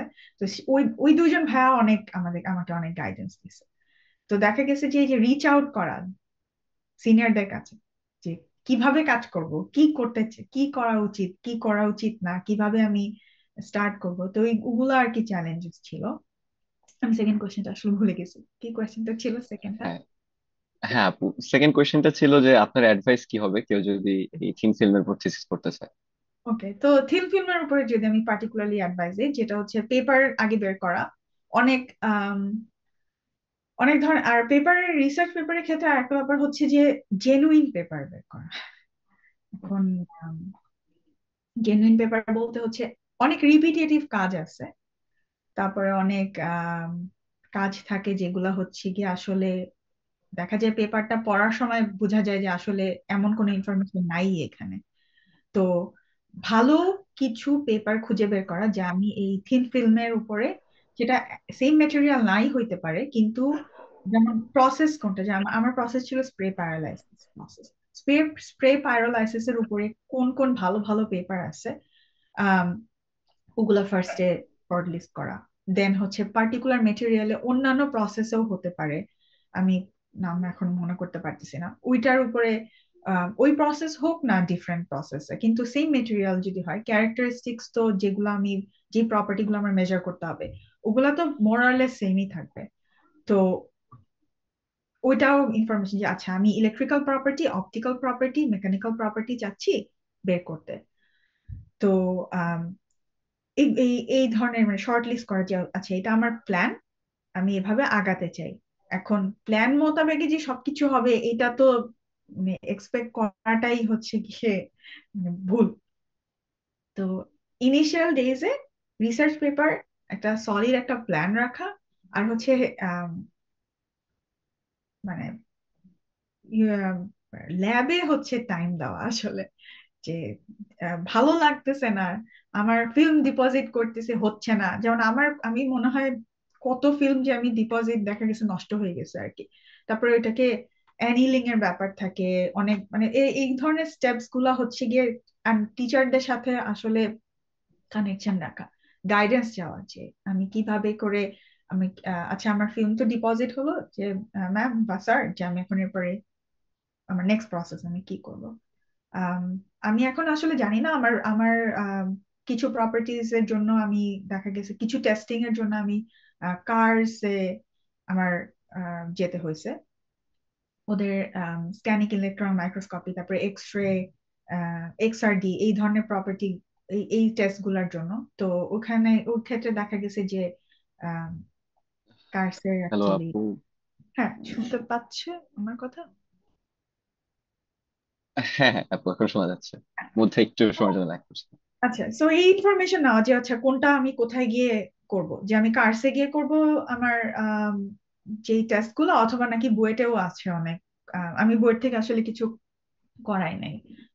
এখানে আর কি মানে ফান্ডিং এর কিছু ব্যাপার স্যাপার থাকে আর কি। তো তা আমার অ্যাডভাইস এটাই, যে প্রথমে আর কি পেপার পড়া, একটা সলিড প্ল্যান বের করা, এবং টিচারের কাছে আর কি গাইডেন্স চাওয়া, ফ্যাকাল্টির কাছে, যে আমি কিভাবে আগাবো। থ্যাংক ইউ ভেরি মাচ আপু। সো বেসিক্যালি আর আর একটা কোয়েশ্চেন আছে, আমি ট্রাই করব সাম আপ করার, কারণ আমাদের অলমোস্ট টাইম হয়ে যাচ্ছে। তো লাস্ট কোয়েশ্চেন হচ্ছে, সাবরিনা আপুর কাছ থেকে একটা কোয়েশ্চেন আছে যে what types of simulation softwares did you use during your PhD. So এটার পরে আরো কোয়েশ্চেন এটার সাথে অ্যাড করা হয়েছে এরকম, যে which specific computational skills are better to know for the medical physics sector.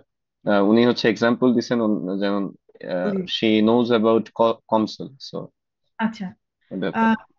তো আমি আমার প্রজেক্টের জন্য আমি আসলে ম্যাট ল্যাবে প্রোগ্রামিং করছি। আমি কোনো পার্টিকুলার সফটওয়্যার ইউজ করি নাই।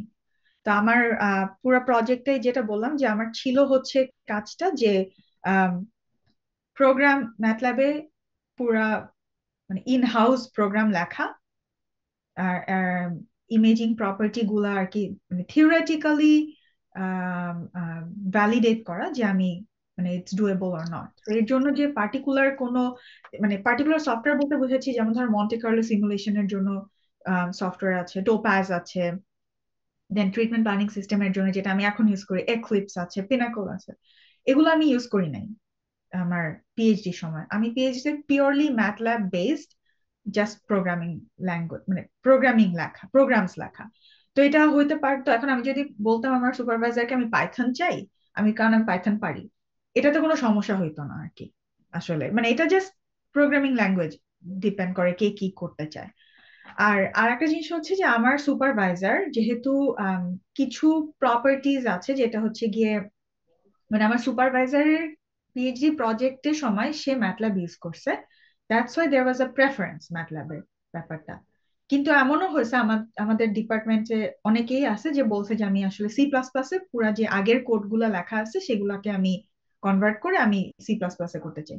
তো দ্যাটস মানে it's it's up to them যে কে কি করতে চাচ্ছে। আর পরবর্তীতে যখন আমি রেসিডেন্সিতে আসি, যে এখন যেটা আমি ডোজ ক্যালকুলেশনের জন্য ইউজ করি, সেটা হচ্ছে গিয়ে এক্লিপস ট্রিটমেন্ট প্ল্যানিং সিস্টেম, যেটা হচ্ছে গিয়ে ডোজ ক্যালকুলেট করে একটা হিউম্যান বডিতে বেসড অন সিটি স্ক্যান। কিন্তু এটা ভেরি ভেন্ডার স্পেসিফিক, কারণ হচ্ছে গিয়ে যেই ক্যান্সার সেন্টারে কাজ করতেছে সেই ক্যান্সার সেন্টারে কি প্রায়োরিটি, সেটা হতে পারে পিনাকল, হতে পারে হচ্ছে গিয়ে রে স্টেশন, অথবা হতে পারে এক্লিপস। আই থিঙ্ক বাংলাদেশের ভ্যারিয়ান হচ্ছে গিয়ে ওয়ান অফ দ্য ভেন্ডার্স যারা লিনিয়ার অ্যাক্সিলারেটর, মানে লিনিয়ার অ্যাক্সিলারেটরের জন্য ভ্যারিয়ানের মেশিনস গুলো ইউজ করা হয়, and Eclipse probably most of the cancer center use করা হয় ট্রিটমেন্ট প্ল্যানিং সিস্টেম, যেটা ডোজ ক্যালকুলেশনে বা এনি ধরনের সিমুলেশনের জন্য ব্যবহার করা হয়। তারপর আর একটা সেক্টর আছে হচ্ছে ব্র্যাকিথেরাপি। ওদের ব্র্যাকিথেরাপির জন্য আমি যেমন ইউজ করছি হচ্ছে গিয়ে ফ্লেক্সিট্রন, রাইট? হ্যাঁ, ফ্লেক্সিট্রন ছিল হচ্ছে গিয়ে ওদের ট্রিটমেন্ট প্ল্যানিং সিস্টেম। তো এই মানে ডিপেন্ড করে হচ্ছে যে আমি কোন স্টেজে আছি, কি কি ধরনের সফটওয়্যার আমার জন্য অ্যাভেলেবল ছিল। তো আম, এটাই। থ্যাংক ইউ আপু। So I know that question গুলো হচ্ছে yes. So, আমি হচ্ছে আর কয়েকটা জাস্ট একটা বা দুইটা এরকম কোয়েশ্চেন আছে, সো এগুলো দিয়ে হচ্ছে কনক্লুড করবো। সো দ্য থিং ইজ, হচ্ছে সুপ্রান্ত পাল দাদা একটা কোয়েশ্চেন করছেন যে recently getting fund for international student becoming tougher in Canada. So if you can give an overview on recent situation, that will be very helpful for us actually. Thank you এই কোয়েশ্চেনটা করার জন্য। আমি আসলে টাইমের কারণে এত দূর পর্যন্ত যাব নাকি এটা আমি আসলে বুঝতেছিলাম না।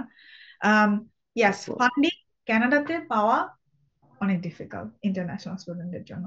এটা আমার এক্সপিরিয়েন্স ছিল। আম, এটার কারণও আছে। এটার কারণ হচ্ছে যে ফ্যাকাল্টিরা কতটুকু ফান্ড পাচ্ছে, এটাও একটা ফ্যাক্ট। আসলে ফান্ডিংটা ব্যাপারটা এরকম হয় যে এমন না, মানে আমি আগে মনে করতাম যখন আমি অ্যাপ্লাই করি যে কানাডার টিচাররা মনে হয় মানে ফ্যাকাল্টিরা মনে হয় ইন্টারন্যাশনাল স্টুডেন্টকে নিতে চাচ্ছে না। ব্যাপার সিনারিওটা এরকম না, ইন্টারন্যাশনাল স্টুডেন্টদেরকে ট্রিপল টাইমস হচ্ছে গিয়ে মানে 3 টাইমস মোর অ্যাপ্লিকেশন ফিস দিতে হচ্ছে। সো এটা একটা ফ্যাক্ট যে যেহেতু 3 টাইমস মোর ইন্টারন্যাশনাল স্টুডেন্টদের টিউশন ফি দিতে হচ্ছে, যেটা সুপারভাইজার কভার করে, তো তাদের তো অনেক বড় ফান্ডিং এর ব্যাপার থাকে। তো এটা অনেক ডিফিকাল্ট, এটা আগেও ছিল, এখনো আছে। ফান্ড পাওয়া বেশ কঠিন, কারণ আমার প্রোগ্রামে মাত্র 2জন ইন্টারন্যাশনাল স্টুডেন্ট ছিল যখন আমি ভর্তি হই, আমি এবং আরেকটা ছেলে ফ্রম ইরান। তো ব্যাপারটা এরকম আর কি, যে যেখানে 15জন স্টুডেন্ট ভর্তি করতেছে এর মধ্যে 2জন হচ্ছে গিয়ে মাত্র ইন্টারন্যাশনাল স্টুডেন্ট, পরবর্তীতে একজন ইন্টারন্যাশনাল স্টুডেন্ট আসছে। তো মানে রেশিওটা তো তোমরা এই ক্যালকুলেট করতে পারবা। তারপর অনেক বড় প্রোগ্রাম হলে দেখা যায় 4জন ম্যাক্সিমাম এরকম। তো এটা অনেক ডিফিকাল্ট, কিন্তু ইটস নট ইম্পসিবল। মানে আমি বলবো না এটা ইম্পসিবল, কারণ হচ্ছে গিয়ে কিছু স্ট্র্যাটেজি ফলো করা উচিত। যেমন আমার ক্ষেত্রে আমি আরো কিছু স্ট্র্যাটেজি ফলো করছি যখন আমি শিওর যে আমি অ্যাপ্লাই করতেছি। যেটা হচ্ছে গিয়ে এনসার্ক ডিসকভারি গ্র্যান্ট। এই গ্র্যান্টটা হচ্ছে গিয়ে কানাডার একটা খুবই ইম্পর্টেন্ট এবং খুবই একটা বড় একটা গ্র্যান্ট, যেটা ফ্যাকাল্টি মেম্বারদেরকে মানে রিসার্চাররা, বেশ নট ফ্যাকাল্টি, ভুল হবে, রিসার্চাররা পেয়ে থাকে। তো ওই ডেটাবেস অ্যাভেলেবল আর কি। কেউ যদি এন এন এস ই আর সি এনসার্ক ডিসকভারি গ্র্যান্ট এটা দিয়ে যদি কেউ মানে গুগলে সার্চ দেয়, লিস্টটা পাওয়া যাবে। এবং সেটা মানে স্টেমের ভ্যারিয়াস ফিল্ডে আর কি গ্র্যান্টটা দেওয়া যায়। তো ওখানে লিস্ট আছে কোন কোন ইউনিভার্সিটি, কোন প্রফেসর কত গ্র্যান্ট পাইছে, কত সালে পাইছে। তো এখন অনেক বড় একটা ল্যাব, কিন্তু ল্যাবে কোনো ফান্ডিং নাই, ওই ল্যাবে তো অ্যাপ্লাই করে কোনো লাভ নাই। যেমন আমার সুপারভাইজার যার কাছে সাথে আমি কাজ করছি, তাকে চুজ করার আরো একটা রিজন ছিল, তার কাছে অনেক ফান্ডিং ছিল, সে নতুন প্রফেসর ছিল। তো ইভেন আমি যখন ইন্টারভিউ আমার হয়, তো আমাকে ডিপার্টমেন্টের চেয়ার যে সে ইন্টারভিউ নেয়, আরেকজন ছিল নতুন যে প্রফেসর। আমি জানি যে আমার যদি পিএইচডি শেষ করতে 5 বছর সময় লাগে, 4 বছরের জায়গায় 5 বছর বা 7 বছর লাগে, ওই সুপারভাইজারের কাছে ফান্ড আছে নাকি আমাকে হচ্ছে গিয়ে মানে এই 7 বছর রাখার জন্য? হইতেই পারে, ইউ নেভার নো পিএইচডি কি হয়, মানুষের 8 বছর লাগে, 10 বছর লাগে, হইতেই পারে, এন্ড ইটস ভেরি নর্মাল আর কি। তো যখন আমি অ্যাপ্লাই করতেছিলাম, ওইটাও আমি দেখছি যে কোন ওইসব ফ্যাকাল্টিদের ইমেল লেখার সময় দেখা গেছে আমি 3-4 বার ফলো আপ করতেছি, যে জাস্ট ফলোইং আপ যে আমার হচ্ছে আমি অ্যাপ্লাই করছি এরকম আর কি। তো এইসব স্ট্র্যাটেজি যদি কাজে লাগানো যায় তাহলে দেখা যায় যে এটা আর কি ফেভারেবল। ইনসার্ট ডিসকভারি গ্র্যান্ট, দেন ক্যানাডিয়ান, আমি ভুলে গেছি এটা ফুল ফর্মটা, সিএফআই, এটা অ্যানাদার গ্র্যান্ট। এ ধরনের গ্র্যান্ট মানে কানাডাতে আর আমেরিকাতে দেখা যায় যে অনেক ধরনের ফান্ডিং অপশনস অপরচুনিটি। তো রিলেটিভলি বেশি ফান্ডিং পাওয়া যায় আর কি, মানে ফান্ডটা বেশি থাকে ফ্যাকাল্টিদের ক্ষেত্রে। ইউনিভার্সিটির অপশনস অনেক বেশি, কানাডাতে দেখা গেছে ওন্টারিওতে অল্প কয়েকটা ইউনিভার্সিটিতে মেডিকেল ফিজিক্স পড়াচ্ছে। তো অনেকগুলো ফ্যাক্টর কাজ করে। আর এখনকার সিচুয়েশন অনুযায়ী আমি বলবো এটা আগেও যা ছিল এখনো তা, মানে আদার দেন ওই ইন্টারন্যাশনাল ওয়ার্ক পারমিট পাওয়া, এগুলো তো অন্য কনভারসেশন, কিন্তু মাস্টার্স পিএইচডির ক্ষেত্রে আম, আমার কাছে খুব যে একটা ডিফিকাল্ট, মানে খুব যে একটা চেঞ্জেস বা ডিফারেন্সেস মনে হচ্ছে যে এখন ইজিয়ার, আগে ডিফিকাল্ট ছিল, আমার কাছে এরকম মনে হয় না। এটা আগেও ডিফিকাল্ট ছিল, এখনো difficult. It's because funding, actually funding যার আছে সে ইন্টারন্যাশনাল স্টুডেন্ট নিবে, যার ফান্ডিং কম সে হয়তো বা লোকাল স্টুডেন্ট নিবে, কারণ তাদের জন্য তাদেরকে কম টাকা পে করতে হইতেছে আর কি, এরকম আর কি ব্যাপারটা।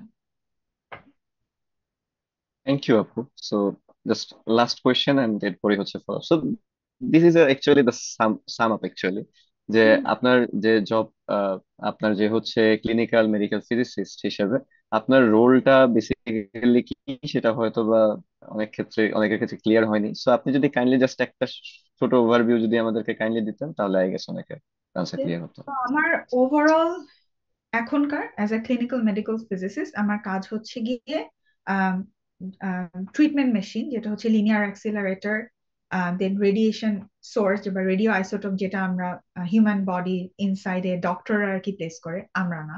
এখানে একটা বিগ কনফিউশন, মেডিকেল ফিজিসিস্টরা কখনোই কোনো পেশেন্টদের সাথে কোনো ইন্টারাকশনে নাই।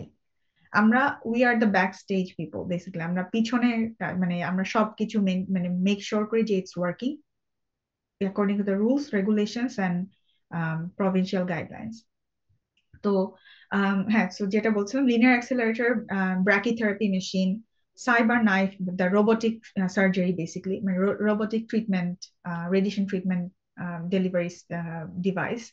তো এগুলোর হচ্ছে গিয়ে যেই কোয়ালিটি অ্যাসুরেন্স করা হয় বা টেস্টিং করা হয় এভরি ডে, আমাদের কাজ হচ্ছে, যেহেতু we are physicist, so we know the properties and everything, and then আমাদের কাজ হচ্ছে ট্রেন্ড দেখা, ক্যালকুলেট করা যে এটা কি আর কি সেফ কি সেফ না, টলারেন্স, অ্যাকশন লেভেল, এগুলো হচ্ছে সব, মানে এগুলার কি ওই টলারেন্সের মধ্যে আছে নাকি, ওগুলাকে অ্যানালাইজ করা। এটা ওয়ান পার্ট। একটা বিগ চাঙ্ক অফ ওয়ার্ক হচ্ছে গিয়ে যে ট্রিটমেন্ট প্ল্যানিং সফটওয়্যার, যেটা যেটা হচ্ছে গিয়ে দেখা যায় একটা ফার্স্টে একটা পেশেন্ট এসে ডাক্তার তাকে সিটি স্ক্যান করতে বলে, যেটা সিটি স্ক্যান করার পরে সিটি স্ক্যানের প্রপার্টি দিয়ে আমি সিমুলেট করি যে এই রেডিয়েশন ট্রিটমেন্টটা কিভাবে, মানে কিভাবে ইন্টারঅ্যাক্ট করতেছে ফোটন বিম, ইলেকট্রন বিম, প্রোটন বিম, যেটা দিয়েই করা হোক না কেন, বিম ইন্টারাকশন উইথ হিউম্যান টিস্যু। এখন হিউম্যান টিস্যুর মধ্যে লাং আছে, যেটা এয়ার, মাসল, বোন, অনেক ধরনের অনেক প্রপার্টিজ আছে যেগুলো আর কি কোর ফিজিক্স এর কাজ আর কি। তো আমাদের কাজ হচ্ছে যে ওই রেডিয়েশন ডোজ ডিস্ট্রিবিউশন তুমি দেখতে পারবে আর কি, ভিজুয়ালাইজ করতে পারবে ট্রিটমেন্ট প্ল্যানিং সফটওয়্যারে। ওইটা কি আর কি ইজ ইট সেফ, অর যেটা বলতে চাচ্ছে ডাক্তার বললো একটা জিনিস কিন্তু অ্যাকচুয়ালি গিয়ে কাজ হচ্ছে অন্য জিনিস, তো ওইটা আর কি ভেরিফাই করা। তারপরে হচ্ছে ইমেজিং এর ক্ষেত্রে যেটা পেট সিটি, যেটা স্যার বলছেন, পেট সিটির কাজ, বা দেখা গেছে এমআরআই, সিটি স্ক্যান, তো এগুলোর হচ্ছে যেই মেনটেনেন্স বা এগুলোর প্রপার্টি, যেমন সিটি স্ক্যানের মেশিন ক্যালিব্রেশন করা, বা হচ্ছে গিয়ে যে ধরনের ফ্যান্টম, ফ্যান্টম বলতে আর কি equipment basically, ion chamber, Phantom কোনটা ইউজ করা হবে, এগুলো ডিসাইড করা, এগুলো হচ্ছে ফিজিসিস্টদের আমাদের রোলস এন্ড রেসপন্সিবিলিটির মধ্যে পড়ে। প্লাস ফিজিসিস্ট আমাদের আরো একটা, যে as a medical physicist, clinical medical physicist, আমাদের আর একটা কাজ হয় হচ্ছে যে রেডিয়েশন অনকোলজি রেসিডেন্টদেরকে ফিজিক্স, মেডিকেল ফিজিক্স পড়ানো বেসিক্যালি। তো ওদের যেই প্রোগ্রামের মধ্যে লার্নিং মডিউল থাকে, তো ফিজিসিস্টদের দেখা যায় একটা কোর্স করাইতে হয়। আমি যেহেতু নতুন জয়েন করছি, এই মার্চের মাসেই বেসিক্যালি স্টার্ট করছি আমি, তো আমার এখন আমাকে ওই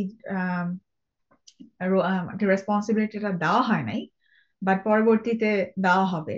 তো অনেক ক্যান্সার সেন্টার দেখা যায় যে টিচিং হসপিটাল হলে একটা ইউনিভার্সিটির সাথে অ্যাফিলিয়েটেড থাকে, তো ইউনিভার্সিটিতে কিছু কোর্স পড়াইতে হয় আর কি মেডিকেল ফিজিক্সের, বাট এগুলো আর কি মানে other then clinical duties. But clinical duty দেখা যায় যে আমরা মানে it's a busy profession, all the time হচ্ছে গিয়ে এই কোনো কিছু একটা ঝামেলা হইলো বা কোনো কিছু একটা প্রবলেম হইলো যে এটা টলারেন্সের বাইরে চলে গেছে, আমাদের ডিসিশন মেক করতে হয় যে আচ্ছা এটা কি সেফ কিনা, এটা কি মানে অ্যাকর্ডিং টু দ্য ক্যালকুলেশন এটা কি সেফ বোঝা যাচ্ছে কিনা বা না, এরকম একটা।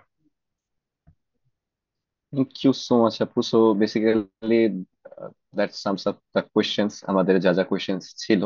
And thank you very much for cooperating with us. And the thing is আপু, যে আমাদের আমরা মেডিকেল ফিজিক্স নিয়ে অ্যাকচুয়ালি অনেক ইন্টারেস্টেড ছিলাম লাস্ট কয়েকদিন ধরে, কারণ দেখা যাচ্ছে যে আহ, এই ফিল্ডটা হচ্ছে মেডিকেল ফিজিক্সের এমন একটা জায়গা যেটাতে আমাদের সরাসরি ফিজিক্সের অ্যাপ্লিকেশনটা আমাদের অ্যাপ্লাই করতে হচ্ছে। And there is a thin line যে আমাদের বেসিক্যালি যে কোনো জায়গাতে যদি কোনো জায়গায় কোনো প্রবলেম ক্রিয়েট হয়, that can cause a life.